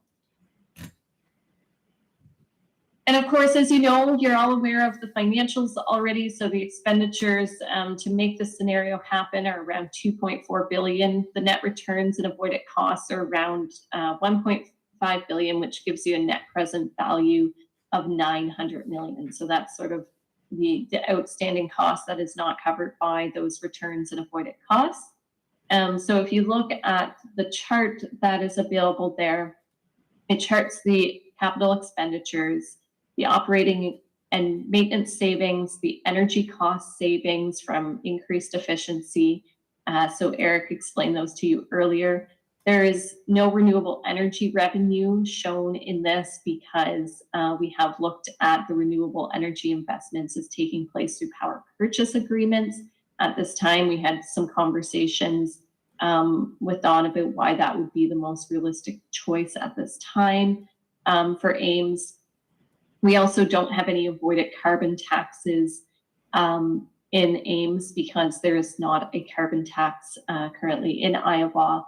And then, of course, then you get your result, which is that last green bar, which is the $900 million. This is the year-over-year incremental investment and then returns and avoided costs. So what you can see, it's the same categories we saw on the last slide. It's just showing you when those investments would occur if you were to make those investments, if you were to pay for those investments right as the action were happening. And what you'll see is you'll see a lot of investment happening within the first 10 years or so of the scenario, and that is really to help hit that 2030 target. This one looks a little bit less scary. So this is the amortized version of those investments. So that looks at what does the yearly investment look like if those costs are amortized over a 25-year period. And so what you see is not as much upfront, not as much in the early years, and it sort of ramps up over time out to about 2047, and then it slows down again. I'll pause here in just a moment to take your questions, but I'm going to turn it over to Eric to explain to us the highly sensitive fuel price component to this costing and how important that is. Thank you, Brittany. So I think this slide is pretty powerful and very relevant and very important in understanding how financials can shift. So we've been focused on this one scenario over time, and this $900 million net present value. There's specific assumptions that go into that. There's no guarantee that that's the actual trajectory that will happen, but there is a reason why we've chosen that. We've chosen that because it's, to us, it's the most conservative, realistic, and also puts more control in Ames's hands to control how the emissions will be reduced in the future. So that's why that's the main scenario presented, but there is also other possibilities and other alternate futures, and they're very important to consider when thinking about strategy for how to go about this. So the first line here that we see is the net present value result that we've seen for our first low carbon scenario. What we've done is rerun the analysis with constant electricity prices. So in our main low carbon scenario, we used we included increased in electricity rates to represent the effect of these new power purchasing agreements for all this new solar and wind would have. And we're seeing rates increase to about 40 or 45% by 2050. And you can imagine that we're pushing electrification very heavily and we're transitioning to electric systems. We're using more and more electricity. So the whole scenario is very sensitive to electricity rates. If electricity prices would stay constant, and why this could occur, one of the ways this could occur is that there's federal and state level bills that could be passed where you'd have a mandated clean electricity grid. So this is the case for Oregon, and I know there's other states too where this is the case, where they have very specific targets. By X year, your grid has to be 100% clean. That takes the responsibility off of Ames to get that clean grid and puts it elsewhere. So Ames wouldn't get that increase in electricity costs. There's also research that shows that this type of cleaning the grid at that level could be done with no additional cost to the consumers. So that's the second line here. That's the scenario we have here, where we have constant electricity rates. And we see a different net present value result, quite significantly different, of a cost of $125 million. So we see just how big that gap is created from electricity rates. Another component to that is that in our business as usual, we have much more natural gas usage than in our low carbon scenario where we electrify. If natural gas prices were to go up, which they have been more volatile recently, and we've seen prices go up by a significant amount. What we've modeled here is a higher range of where those prices could go. So we get to a doubling of the natural gas prices relative to our reference scenarios from, we use IEA for those scenarios. So natural gas prices increase significantly. So our low carbon compared to our business as usual, you're saving a lot on that natural gas, and you're going down from 900 million cost net present value to $475 million. And in the fourth case, where you look at both those things happening, you're actually getting a savings of $300 million net present value. So when you take the investment amount and then minus the savings, you get a $300 million savings. So it's a very significant gap of over $1 billion between those scenarios based on future fuel prices. And I'll take any questions about that if there are any. Doesn't appear to be any questions on the fuel price sensitivity. Okay, thank you. I'll pass it back to you, Brittany. Great. Would council like to ask any questions, I guess, about the other parts of the scenario or the slides that were just presented? Or should I move forward with presenting the second scenario? I do have a question, Brittany, and that's related to, well, I guess it's related to the results slide, second slide after the one that says results on it. So that one. What is the relationship between this and that slide you showed at the very beginning of the presentation, where you basically said you're making some gains, but then you're going to lose those gains because your population is going to grow? I'm trying to get my mind around how population growth fits into this slide, because if we lose some of the progress that we've made on that original slide, are we not also going to be losing progress here when new people move into town and they come to a community that has ambitious climate goals, but they didn't bring those ambitious goals with them and they need to be re-educated, et cetera? Yeah, that's a great question. So we do use the same population projections as we used in the reference scenario.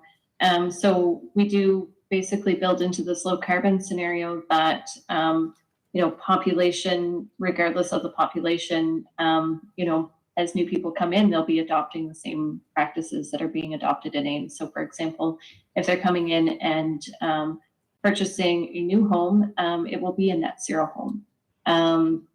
The electric vehicles is one that, that is an asset vehicle is an asset that somebody brings with them. And so, it would be similar to what we've modeled here, which is new purchases starting in 2030. But, somebody may have an older vehicle that they bring with them that is not electric. And that would be similar to somebody that already lives in Ames.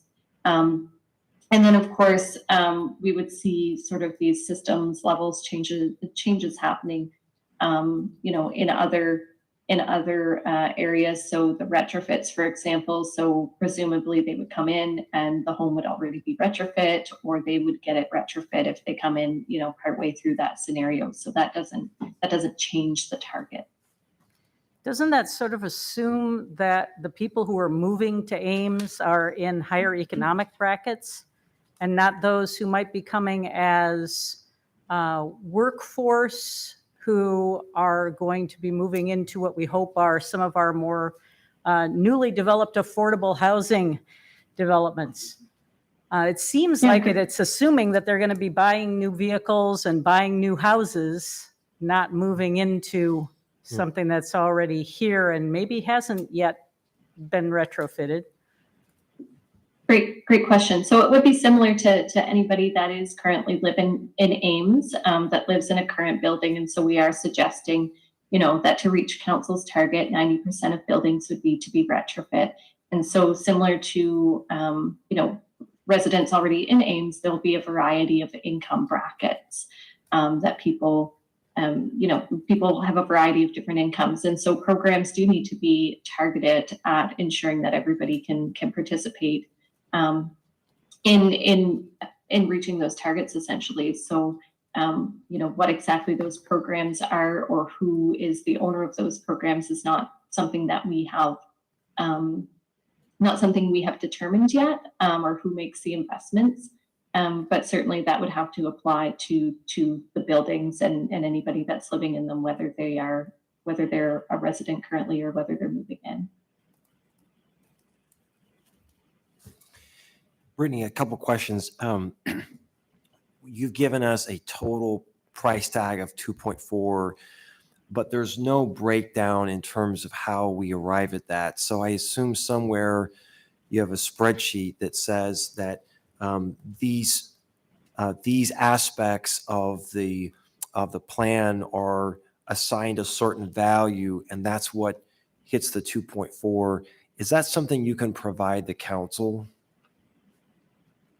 I can, with a big caution of interpretation. So, and Eric can probably provide more detail on this than I can.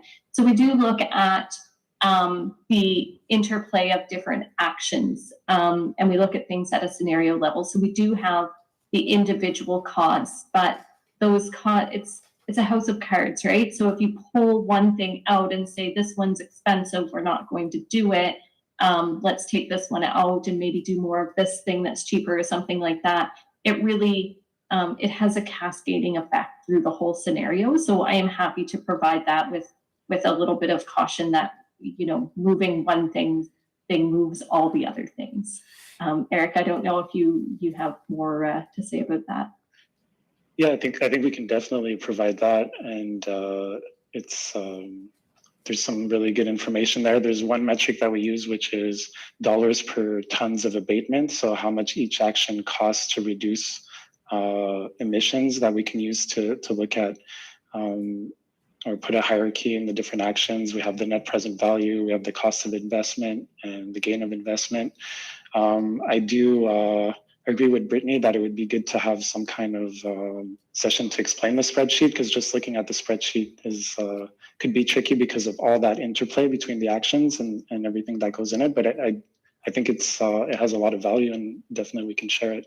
That would be super helpful. I appreciate that. And obviously that's a conversation that we had more with our technical staff than we could work through.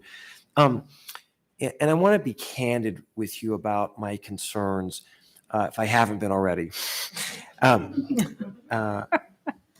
Ames is not in a silo. And so I worry that if we make the cost of housing more expensive, even if a nominal amount, we lose people. If we place significant expenditures on our businesses, we lose businesses. Can you speak to the council? I mean, you've had this conversation surely with other communities that have considered these kinds of measures. How do we think about selling this to our community in a way that doesn't encourage fear of flight from our residents and businesses? Could you speak to that? Yeah, that's a great question. And yeah, just so you know, we have this conversation in every single community, not just some of them. So yeah, there's certainly, and I do understand that fear. You know, I live in a community myself where, you know, I live in a municipality, and just outside the borders, there's many unincorporated areas that don't have municipal bylaws. And so, you know, we live with that fear about a lot of things where I am. Yeah, so again, it comes down to the way that this is framed. The question really comes down to how is the implementation designed? You know, in an ideal world, there's a whole bunch of money that comes from third-party sources like the federal level and the state level, and that may be a reality to a certain degree, but it certainly doesn't pay for the whole scenario. And so we really need to be careful to think about what are the right implementation mechanisms? How do we encourage? How do we incentivize, etc.? You know, when does regulation come into play? This is really the heart of where a plan gets localized and where we really rely on the local knowledge and context to get that piece right. The last thing we want to see you hit this target. We want to create a good plan. The last thing we want to do is put you in a situation where you're going to drive residents away. On the other side of things, what I would say is that, you know, there is that cost to inaction, right? So there is the climate vulnerability piece, but there's also, you know, there's a lot of communities, you know, across the US and across the world that are undertaking similar plans and similar targets. We just saw in Glasgow, there was the world's largest investors came together, and there were trillions of dollars of investments being put into low carbon communities and low carbon businesses, et cetera. And so there's also this question of, you know, or this thing of you don't want to get left behind either, right? So you don't want to be seen as a community that is not taking the steps. And there's a balance in there somewhere, right? But there are both sides to it. But yeah, what I think it really comes down to is okay, we've seen what it's going to take. If we're going to move forward with this, what is the right way to do that in Ames? And I can't give you that answer until we continue to, you know, unfold some of this and continue to have the conversations and discussions to get it right. Can you go back one slide, Brittany? Absolutely. And can you zoom in on the chart? I just have a couple questions for you. Oh, I cannot zoom in on the chart. I'm sorry, because it's a presentation. And I just want to say, I understand that you were given a charge, and I want to commend you guys for really working hard to try and accomplish, you know, what the charge was. So the questions are not necessarily being critical of SSG as much as it is trying to understand what's going on. But am I correct in looking at this chart that by, in essence, 2029, natural gas disappears from Ames? No, non-renewable natural gas disappears from Ames. Okay. So what? Go ahead. So go ahead. So what we can tell you is that renewable natural gas, you know, there are only so many sources of renewable natural gas. So there is not going to be an equal amount of renewable natural gas available as what there is natural gas. And so there will need to be some transition to other energy sources, but there still will be we do expect and we have modeled a natural gas presence remaining in Ames, coming from renewable sources. Okay, I'm just thinking probably the majority of houses in Ames have gas-fired furnaces, gas-fired water heaters, stoves, ovens. Then we have our boilers are natural gas, and Iowa State has 3 natural gas boilers, soon to have 5 natural gas boilers producing. So help us understand, how do you run those then? You're assuming that all that would be renewable. I know I'm not familiar with renewable natural gas and what the difference is. To me, it's combustion is combustion. You're burning, a product and you're producing something. Maybe you're not producing, the same carbon. You must not be because you're proposing that. But is this feasible to accomplish, to have adequate renewable natural gas to avoid expensive mandates, requirements for Good question. residences and main power plants, and there's probably others as well too. I mean, and also I think that our school systems, operate. They have heat pumps, but they have boilers to create. Although not to get that, some could have geothermal, and they have a lot, maybe geothermal rate too. So I would qualify that. But. Yeah, great. That's a great question, and I wish I had the answer for you. I think this is another one. A lot of communities that we come in to, they have robust natural gas systems, and the reality is that the renewable natural gas that's available across the country is not going to meet all of those needs that are currently there. And so, the answer I would love to be able to give is to say, yeah, every community we go into, we could just promise that, you're the community that's going to get all the renewable natural gas to be able to meet your needs. But that's highly unlikely because it's very much in demand. And so we look at what is available at the national scale, and we also have numbers for what's available, what's likely to be available at the state level. And we sort of allocate that out, and we make sure we don't use more than that in our plans. So what that looks like for Ames specifically, we have allocated the natural gas usage to the utility as backup. So understanding that if the grid moves to renewables, that there will need to be some backup, some safety there. And so we would look at some natural gas staying online in that system as a backup.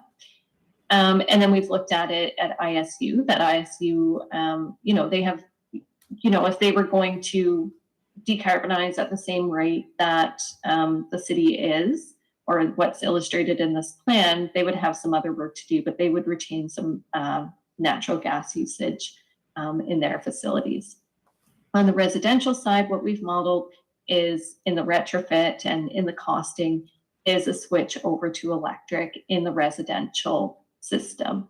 And so that comes back to the retrofit piece. That certainly is one of the most challenging and one of the most expensive pieces of any transition to an emissions-free community.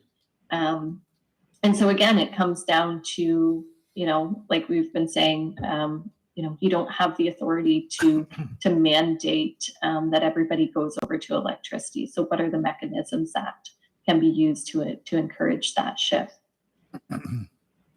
Thank you. It's interesting that you mentioned that shift to electricity from natural gas in a community where we have one municipal electric service, but we have, is it 3 other electric services, Don, serving Ames? That's correct. And one of those happens to be Alliant Energy, which also supplies natural gas to homes. And so there could be a lot of pushback from a natural gas supplier who is not also the electric supplier. My home, for example, has Ames Electric Services, but Alliant Natural Gas. I don't think Alliant's going to be particularly happy to lose a lot of natural gas customers unless we get Alliant on board with the plan as well. So that just adds another level of complexity to what we have to accomplish in Ames in order for this plan to work.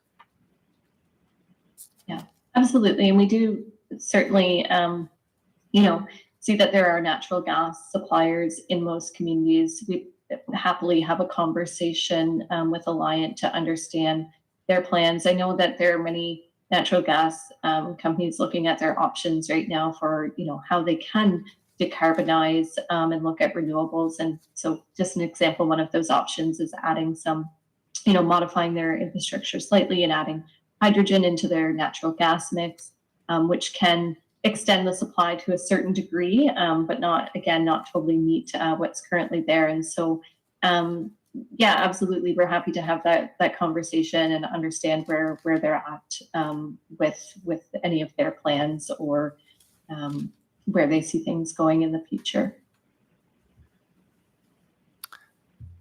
And one last question on your year-over-year incremental investment and returns chart. It's the first of the two chart. Yeah, that one. You show blue bars. Is that an aggregate amount? How does that chart work? Or is that ongoing additional investment each year? Or Yeah, I can clarify that. So the blue bars you see here are incremental investments in different technologies. So very similar to the electric vehicle example we saw earlier. Those are the aggregates across sectors for all the technologies of incremental investment costs that you see year over year. And then the red and the yellow are the savings that occur from those investment costs in the following years for the lifetime of those specific technologies. But what we're seeing here is the aggregate of the whole system. okay, so in year 2030, 2031, it's not quite $252 billion, right? It's $252 million in that particular year of incremental investment for that year. So, okay, so, but that includes the previous years, is that right? It just keeps on growing, is that right? No, it's not cumulative. So it's that's a good point. So it's each year, those are particular investments for that year. That's not carrying over the investments from the previous year. And Oh, that's I'm why sorry. we see it I'm go sorry. down in I'm sorry. years after. I'm off a factor of like 1,000, so I'm sorry. It's okay. I see. It's millions. I was thinking it was, yeah, got it. All right. That makes a difference. When you're done. Any other questions on this scenario? Doesn't look like it. If you want to go through your second scenario then. Okay. All right, so these are the results of run 2. This is very much, so both of these are drafts. This is more a more recent draft, and so we don't have as many detailed charts to show you at this point. They can be developed. So basically, we pushed this again, and what we did is we still did not take that step of retiring vehicles early, but what we did is we moved up the electrification of not the electrification, making the electricity grid emissions free, so that we would see that impact on the transportation sector. And so what that does is it moves us from a 70% reduction by 2030 to a 78% reduction by 2030, which is getting a lot closer to Council's 83% target. And we see a 98% reduction by 2050. So that works out to 3.2 tons of greenhouse gas emissions per capita by 2030 and 0.2 by 2050. And the way that we modeled this, what we modeled to get there is not adding new physical renewable assets in Ames, because we do understand that we're already pushing a significant amount of renewable additions before 2030. Adding more raises even more questions. Is that achievable? Is it attainable? And so we look at this additional greening of the grid coming through renewable energy certificate purchases. And based on current costs, that would add $621 million to the price tag of the plan. So that is what. Sorry, go ahead. you would add an additional $621 million to the 2.4 billion. Yes, it would. So it'd be at over $3 billion then. Yes. Thank you. Are there any other questions on that scenario? That's sort of encompasses what sort of all the facts about how that would change the scenario.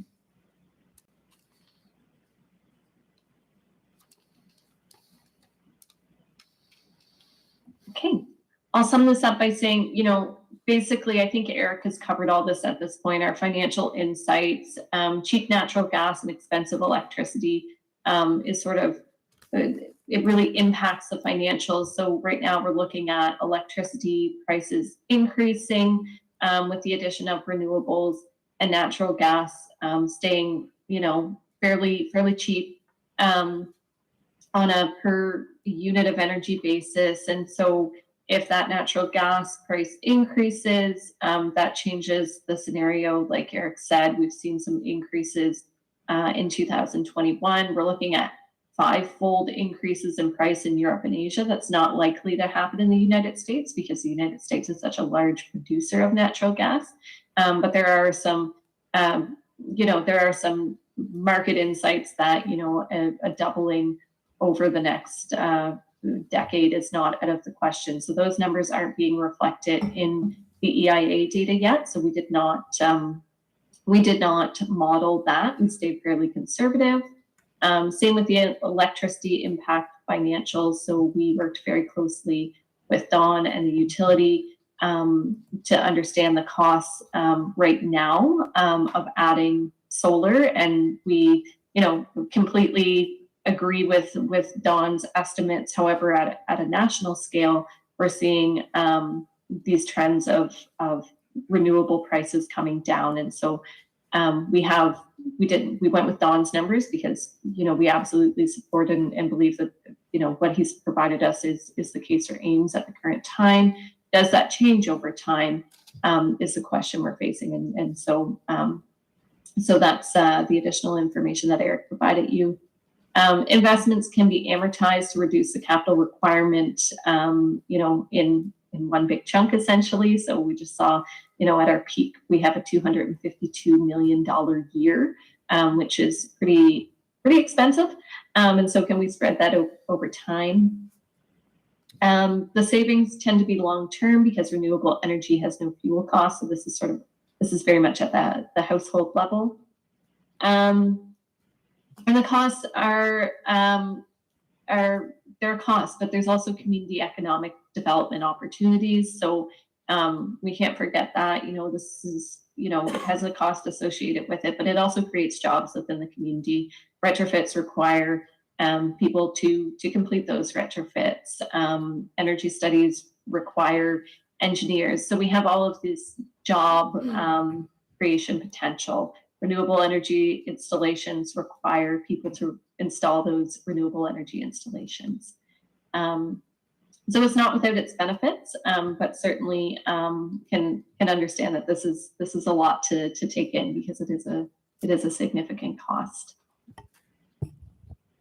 And so I'll just leave you with a few key takeaways here from the presentation, and happy to answer any additional questions or hear any additional thoughts you have after that. Outreach reflected the need for the plan to be equitable, and that's really, more work needs to be done on that. If this one of these scenarios is moved forward with through the program development and implementation pieces. But that is essentially why we did not model or push to that 83% with the vehicles, but we are happy to revisit that and try to find a way around that to still make it an equitable plan. There is a gap between council's target and what has been modeled. So again, that's because of the transportation sector. It's really up to council to decide how to proceed. So as I mentioned, we can push that scenario further within the model. And the plan is meant to be a living plan that adapts with changing conditions over time. So you saw some of the financial volatility that we pointed out this evening. We also, we can't provide, this is a strategic level analysis at this point. It's at a community level. Other examples, I can't tell you, I can't speak to certain schools being retrofit. We need to look at it from, an overall community basis. We can't tell you every program, policy, and practice that you're going to need over the next 29 years as things change. But we can look at, the general actions that need to happen, and we can look at some of the programs, policies, and initiatives that can, kick this off and really get this into a good space in the short term. Again, I think you're aware of the costs. I don't think I need to go over that again. And you do know that they're highly volatile. The other piece that I would point out is there is a cost to inaction as well. So you had a climate adaptation and vulnerability assessment done a couple of years ago by another consulting firm. And it pointed out that there is $96 billion in costs and 440 deaths in the Midwest in the past decade due to extreme weather events and climate change. And we unfortunately don't have those exact numbers for Ames, but both pathways are essentially expensive. So I have a quick question on this one. The $500 per resident per year, so that would come out to $14,000 per resident over the 28 years. How much of that is more heavily weighted up front due to the aggressive nature of the plan and the actions versus in the later years? Yeah, that's a great question. So we haven't done that calculation precisely. So we've just looked at, in general, what would that equal out to per resident per year, just to put it on a per capita basis. Like I said, there's not an expectation that there would be any one entity making the investment. So, to say, a resident would have this cost in 1 year versus this cost in another year wouldn't really reflect who makes capital investments at this point. Gotcha. Thank you.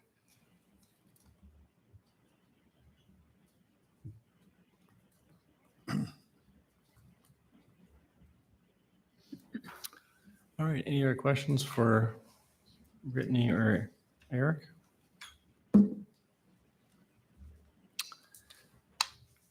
have some thoughts, or where do we go from here? Yeah, I do have some thoughts where we should go from here. First of all, I think the consulting team has done a good service to the city council. You asked for an aspirational goal, and what they try to do is lay out what it would take to get there. Now, I've heard some words recited about this and this issue, and it's complex. It's going to be challenging. For some of us, it's daunting and costly. We've heard those words. I think we're at a point that the city staff's got to get back involved, because don't think we're here to judge the total $2.5 billion. That's kind of a big number, but we've got to put it in terms our customers understand. And I use present value a lot to try to evaluate among different options, and you can tell which is the best present value. But what our citizens want to know is, tell me what my property taxes are going to be a year. Tell me what my electric rates are going to be. And that's what we have to do. I think for you all, we have to take 29, each one of those, work with the consulting group, get a little more specificity on what they're saying, because I'm learning a little bit more about what they're talking about, the numbers of residents they want to, and retrofit and things like that. But we've got to give you information about, and these aren't in particular order, I put in, Deb's put in her memo about the feasibility to implement, right? Some of these are very labor intensive, and it's going to be, it'll be very difficult to implement, okay? And you need to know that. Some we have to look at the legal authority. We have to look at the legal authority of us mandating certain things. I can tell you what's happening in the state of Iowa. The state is taking away our ability to legislate behavior, and also our ability to raise funds.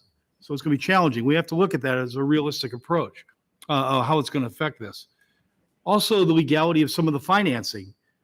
If we have to come up with a pot of $200 million, let's say, I'm making this number up, for retrofitting over a number of years, I don't know if we have the capacity to issue bonds to create a pool of money that way. If you're going to do it from the electric fund, everybody keeps going to the electric fund, that's going to affect rates. So as we talk about, I believe in the carrot approach versus the stick approach, but that means incentives. The more incentives we offer, someone has to pay for it. And it's probably be the city council, again, through property taxes or utility fees. And we talk about affecting the marginalized group for equity. if you try to subsidize them, that passes the cost on to a smaller population of people, right? Who's going to help subsidize it, which makes that cost go up. So I'm not saying this to scare you away from this. I'm just saying this is what it take to get there. It's probably a very ambitious plan. That doesn't mean we're not going to do anything, but you're going to have to know the cost of all these. And one of the most important ones was the cost per ton of abatement. I'll give you an example. We had $1 million and we went out and planted 1,000 trees, or we took $1 million and retrofitted 50 homes. Where would we have the greatest bang for the buck in reducing carbon? You need to know that, because I think you're going to have to make some choices in implementing this. We will implement something. I know you will. Can we do all this? It seems pretty daunting to me to think we can get it all done, especially when we don't control a lot of this. And we were just talking, the mayor and I, to the vice president in charge of all facilities and planning. And they don't have any plans of retrofitting all their facilities. That, how many millions of square feet did I just? 12 million square feet. And some of the businesses won't do that. So while we need aspirational goals, I don't like to deal with aspirational tasks, because I want to lay out an implementation plan that we can lay out over a period of time with a financing plan that you believe is feasible for this community. And we will do that. We will do that. I just think we have to get something that is practical, achievable, and improves our carbon footprint. We shouldn't debate that. We want to do that. How we're going to get this all done by 2030, it's pretty challenging, but we're going to have to prioritize, I think, and we can work with the consultants on this, but we bring the local reality of the cost, what it's going to cost in terms of permit fees, property taxes, utility fees, all those type of things. You need to know that to make educated and informed decisions, and that we can communicate to the public what it's going to cost too, to convince them it's worthwhile. So the next step is, I think you need to turn it over to us, and we may have to go away for a couple of months and work with the consultant on getting this type of information for each of the 29 factors or elements that there are 29 of them. And we will work and bring that back to you. Does that make sense? Can I just clarify one thing? The Iowa State Vice President did indicate, they're doing 2 boiler projects. Yep. They're going to get to a certain point, and they are studying other studying. ways. So we don't want to represent that they are not going to be doing things. Oh, no, they're making major strides. They are definitely doing it, but they're in the study. I think they're pre-study stage in terms of retrofitting, and know that there's a significant cost associated with doing that. I think it's safe to say it would be daunting for them to retrofit 400 buildings in the next 6 years. Yeah. So the point is, or 90% of them. That's all I'm saying. We just want people in Iowa State realize they are committed to doing things, and it's just more or less the boilers got them to a certain point, but now from that point on, it's a lot more challenging. So they're not. It's not that they're not doing anything. So if that's okay with you, I see that as the next step. How we would do that analysis on those. That's okay. So it says here that council might add to this list about requested information. Oh, yeah. Would it be possible to get information about alternative funding sources outside of just the city, like state or federal, or is there not enough information on that? We could. Go ahead, Brittany. Sorry, we did provide, the federal government recently released a long list of all of the funding available to states and municipalities relating to energy and emissions reductions. And so we filtered that list out to pieces that might be relevant to Ames in this plan. And so that is with staff, if there's the ability to share that. I also had a question about this education and incentives and thinking about partnerships. Do you do some work with best practices around that? Also, how we build those alliances and have communication across partners, but then also educating the community so that we're bringing everybody along in this process? Yes, absolutely. That's not a part of what we were tasked to do with Ames, but outside of the engagement process outlined in the engagement strategy, but it is a service that we do offer. Okay. Well, we'll figure out if that's something that we need or not then. Thank you. This is not a question specifically. It's more of a comment on this quote that has been sitting up on our screen for a while. I think it's an inspiring quote, but I don't think it's very apt for this situation since the federal government has powers that we don't have as municipal leaders because of those layers of government above us that can preempt what we're trying to do. When Roosevelt and his administration put the REA into effect, it was a hard sell, even for people coming out of the Depression. And even with bringing farmers and other rural residents into the 20th century in the 1930s, it was still a hard sell. And so I get left with the impression that anybody can do anything when I see this quote. And I don't think that's really true. It's a hard slog and it does take effort. And I think the question for us is going to be, how much effort will we put into this? And I think education is a huge component of that. And whether, we have right now the staff resources for that educational program, whether we have the ability to sway the hearts and minds of the people of Ames to come on board with this because we are dependent on them for making this happen. All of that is difficult. It's not impossible, but it sounds like we could be out there just retrofitting homes right away looking at this quote. And I don't want anybody being left with the impression that we can do what Franklin Delano Roosevelt did in 1935 when he created the REA. We can create an aspirational situation that we can pursue, and I think it's well worth staff time to investigate the issue of the how now that we know the what. Right. And I don't think we have enough information to make any decisions without having that how. Other comments? So I've asked questions tonight really with the goal of trying to understand the different facets of the proposal.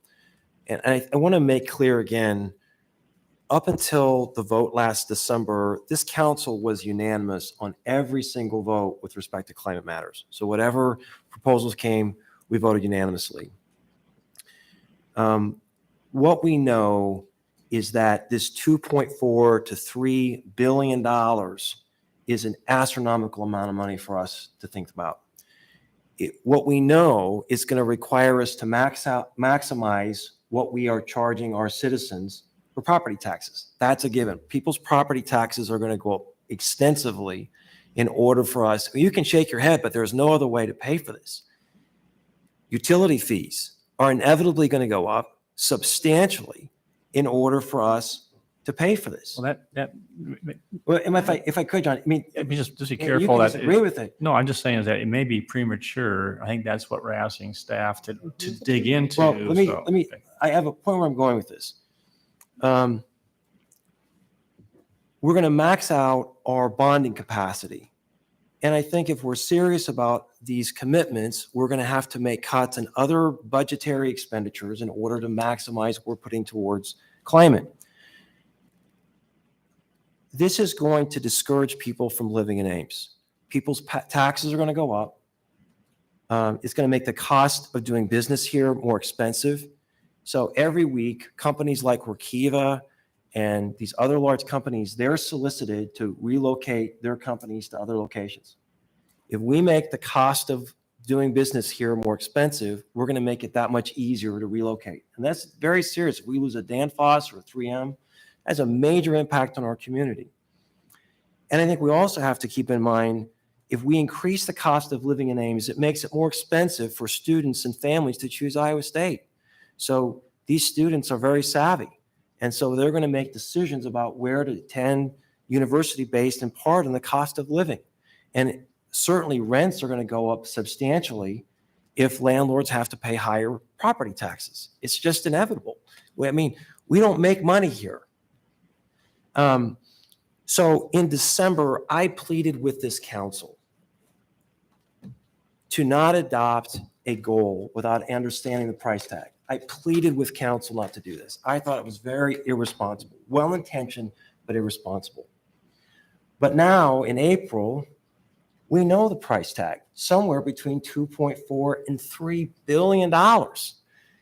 And I hope this makes the front page of the Ames Tribune in big letters, because the citizens of Ames need to know what we're contemplating. So what I am proposing is that we take a step back. My proposal in December was to do an aggressive climate action plan, but simply understand the price tag of these different components. Just like we do on everything else, we do a cost benefit analysis. And we look at the proposal and we see what the cost is, and we get public input, and we make a decision. That I think we should have returned to the evidentiary approach. Our consultant has done a good job. I appreciate the thoughtfulness and the answering the questions, but this is a chart that is unsustainable for this community. And so I would hope that we would revisit this and return to an evidentiary approach and have a climate action plan that is robust. I'm in favor of that, but I want to make sure that's something that's actually viable.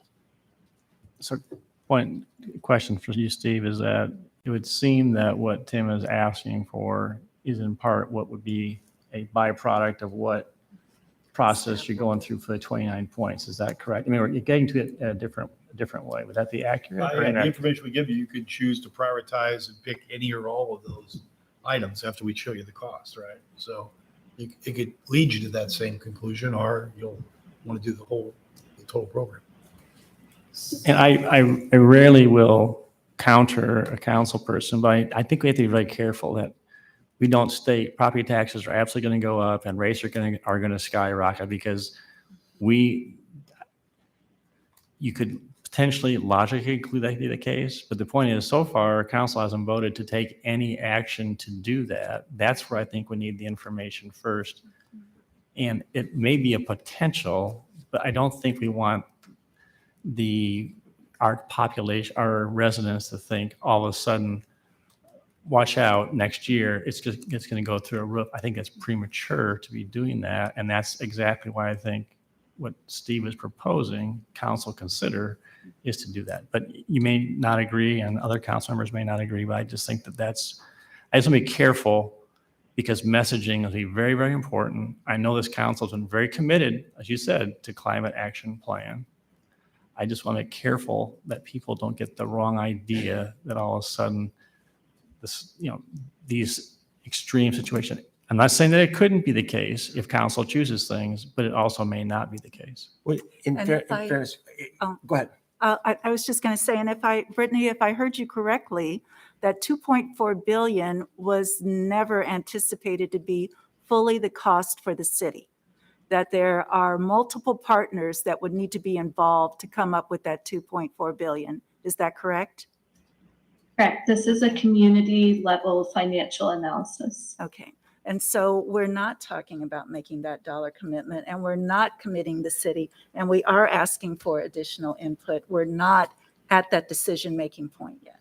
So, I mean, and that would be wonderful if there would be sources of funds that would just come out of nowhere and cover all these expenses. I think with all due respect, John, our budget, our city budget is what, $280 million? Waiting. $280 million. So your property taxes are based on a $280 million. Not all property tax. That's not all property. That's all funds. Sure. But our cost of doing business is calibrated to our taxes, right? Am I saying that correctly? Our property taxes are correlated to our expenditures. That's what I want to say.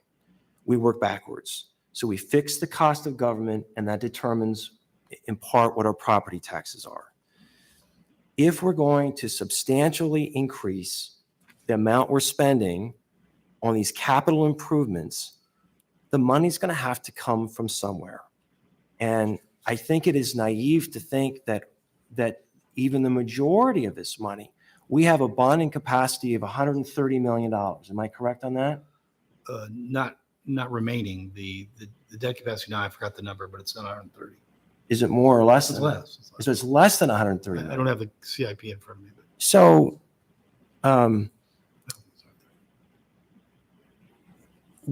John, you may be right. It may be that we get to this point of reality, but I think why not start from that point of reality today and say, let's figure out what we can really do and then aggressively go after that. I'm willing to do something aggressive. I just want it to be realistic. Thanks. Anyone else offer comments? Just a couple of quick things. So, first of all, I don't think there's anyone up here in the audience watching who's been engaged in this process that believes that the goal that we've set is 100% absolutely going to be accomplished in the next 7 to 10 years. I don't think any of us thinks that. I think in all of the conversations that we've had, we've talked about this being an aspirational goal. We are aspiring towards something. We are sending a message to the community about the direction that we're moving in, but no one is promising absolute certainty in meeting the target numbers within the next 7 to 10 years. And there are a variety of reasons why it's not possible, many that we've heard tonight. So I'm not telling the Tribune what to publish, but I think it would be very irresponsible to put a big flashing 2.5 to 3 billion number on the front page of the paper, because those are the costs, but it's simply not accurate to think that the city is going to all of a sudden wave a wand and declare that we're going to expend that amount of money to achieve these goals. This is a starting point for us. And I think we need more information, and then we need to chart a path forward that, again, aspires to reach the goal, but doesn't say with absolute certainty that this is going to happen within this designated time period. I'll add, I think it's really important for us to see the how behind what is even possible in these steps presented to us. And I don't understand why, Tim, you're not supportive of getting the how behind this. If there's a lot of jurisdictional challenges and financial issues, we need to see that before making a drastic decision on changing our trajectory. So I'm supportive of getting more information before making a decision, and I think we're on the right process. Anything you want to add, Ron? Yeah, I don't know that I would add much. I mean, I think I agree with what both Amber and Rachel said, and no one up here is taking the cost lightly, I don't think. So I don't want you to think, Tim, that I'm just like, oh yeah, billions of dollars, no biggie. I can afford that in my property taxes. I mean, it's going to be hard for everyone, right? But I think I just can't explain enough my fear of the cost of inaction. And there was a really good email that was sent to us that gave an analogy of someone's relative having a serious health condition, and you would throw all your money to heal someone you loved, right? People do bankrupt themselves for their hospital bills, right? And that's what we need to do for our planet right now. Like, we need to throw everything we can at this, and in every level of government. So it's not just the city's responsibility. Our state needs to step up. Our federal government needs to step up. But in the meantime, we can do that here. Okay. Is there any comments from the technical committee before we entertain a motion? I don't see any additional comments. Okay, all right. I entertain a motion given direction to staff then. I would move that we ask staff to continue working with the consultants to develop the how of this plan. How will we implement the Those four strategies? elements that I The outlined. 4 elements that Steve outlined. Second. Okay, all right. Any discussion? Those in favor of the motion say aye. Aye. Opposed? Nay. Okay, motion carried.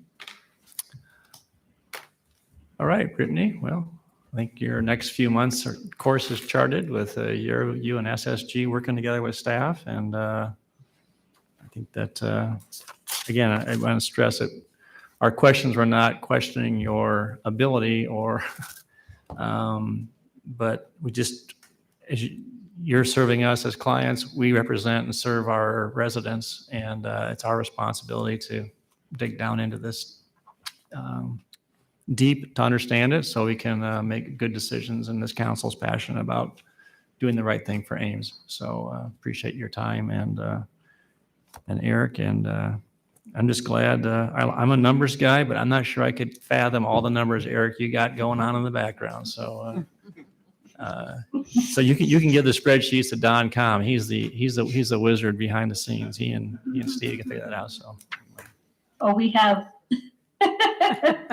We'd be lost if they've done. All right. Any closing comments from you? Otherwise, we're going to move on to one more item, small item on the agenda.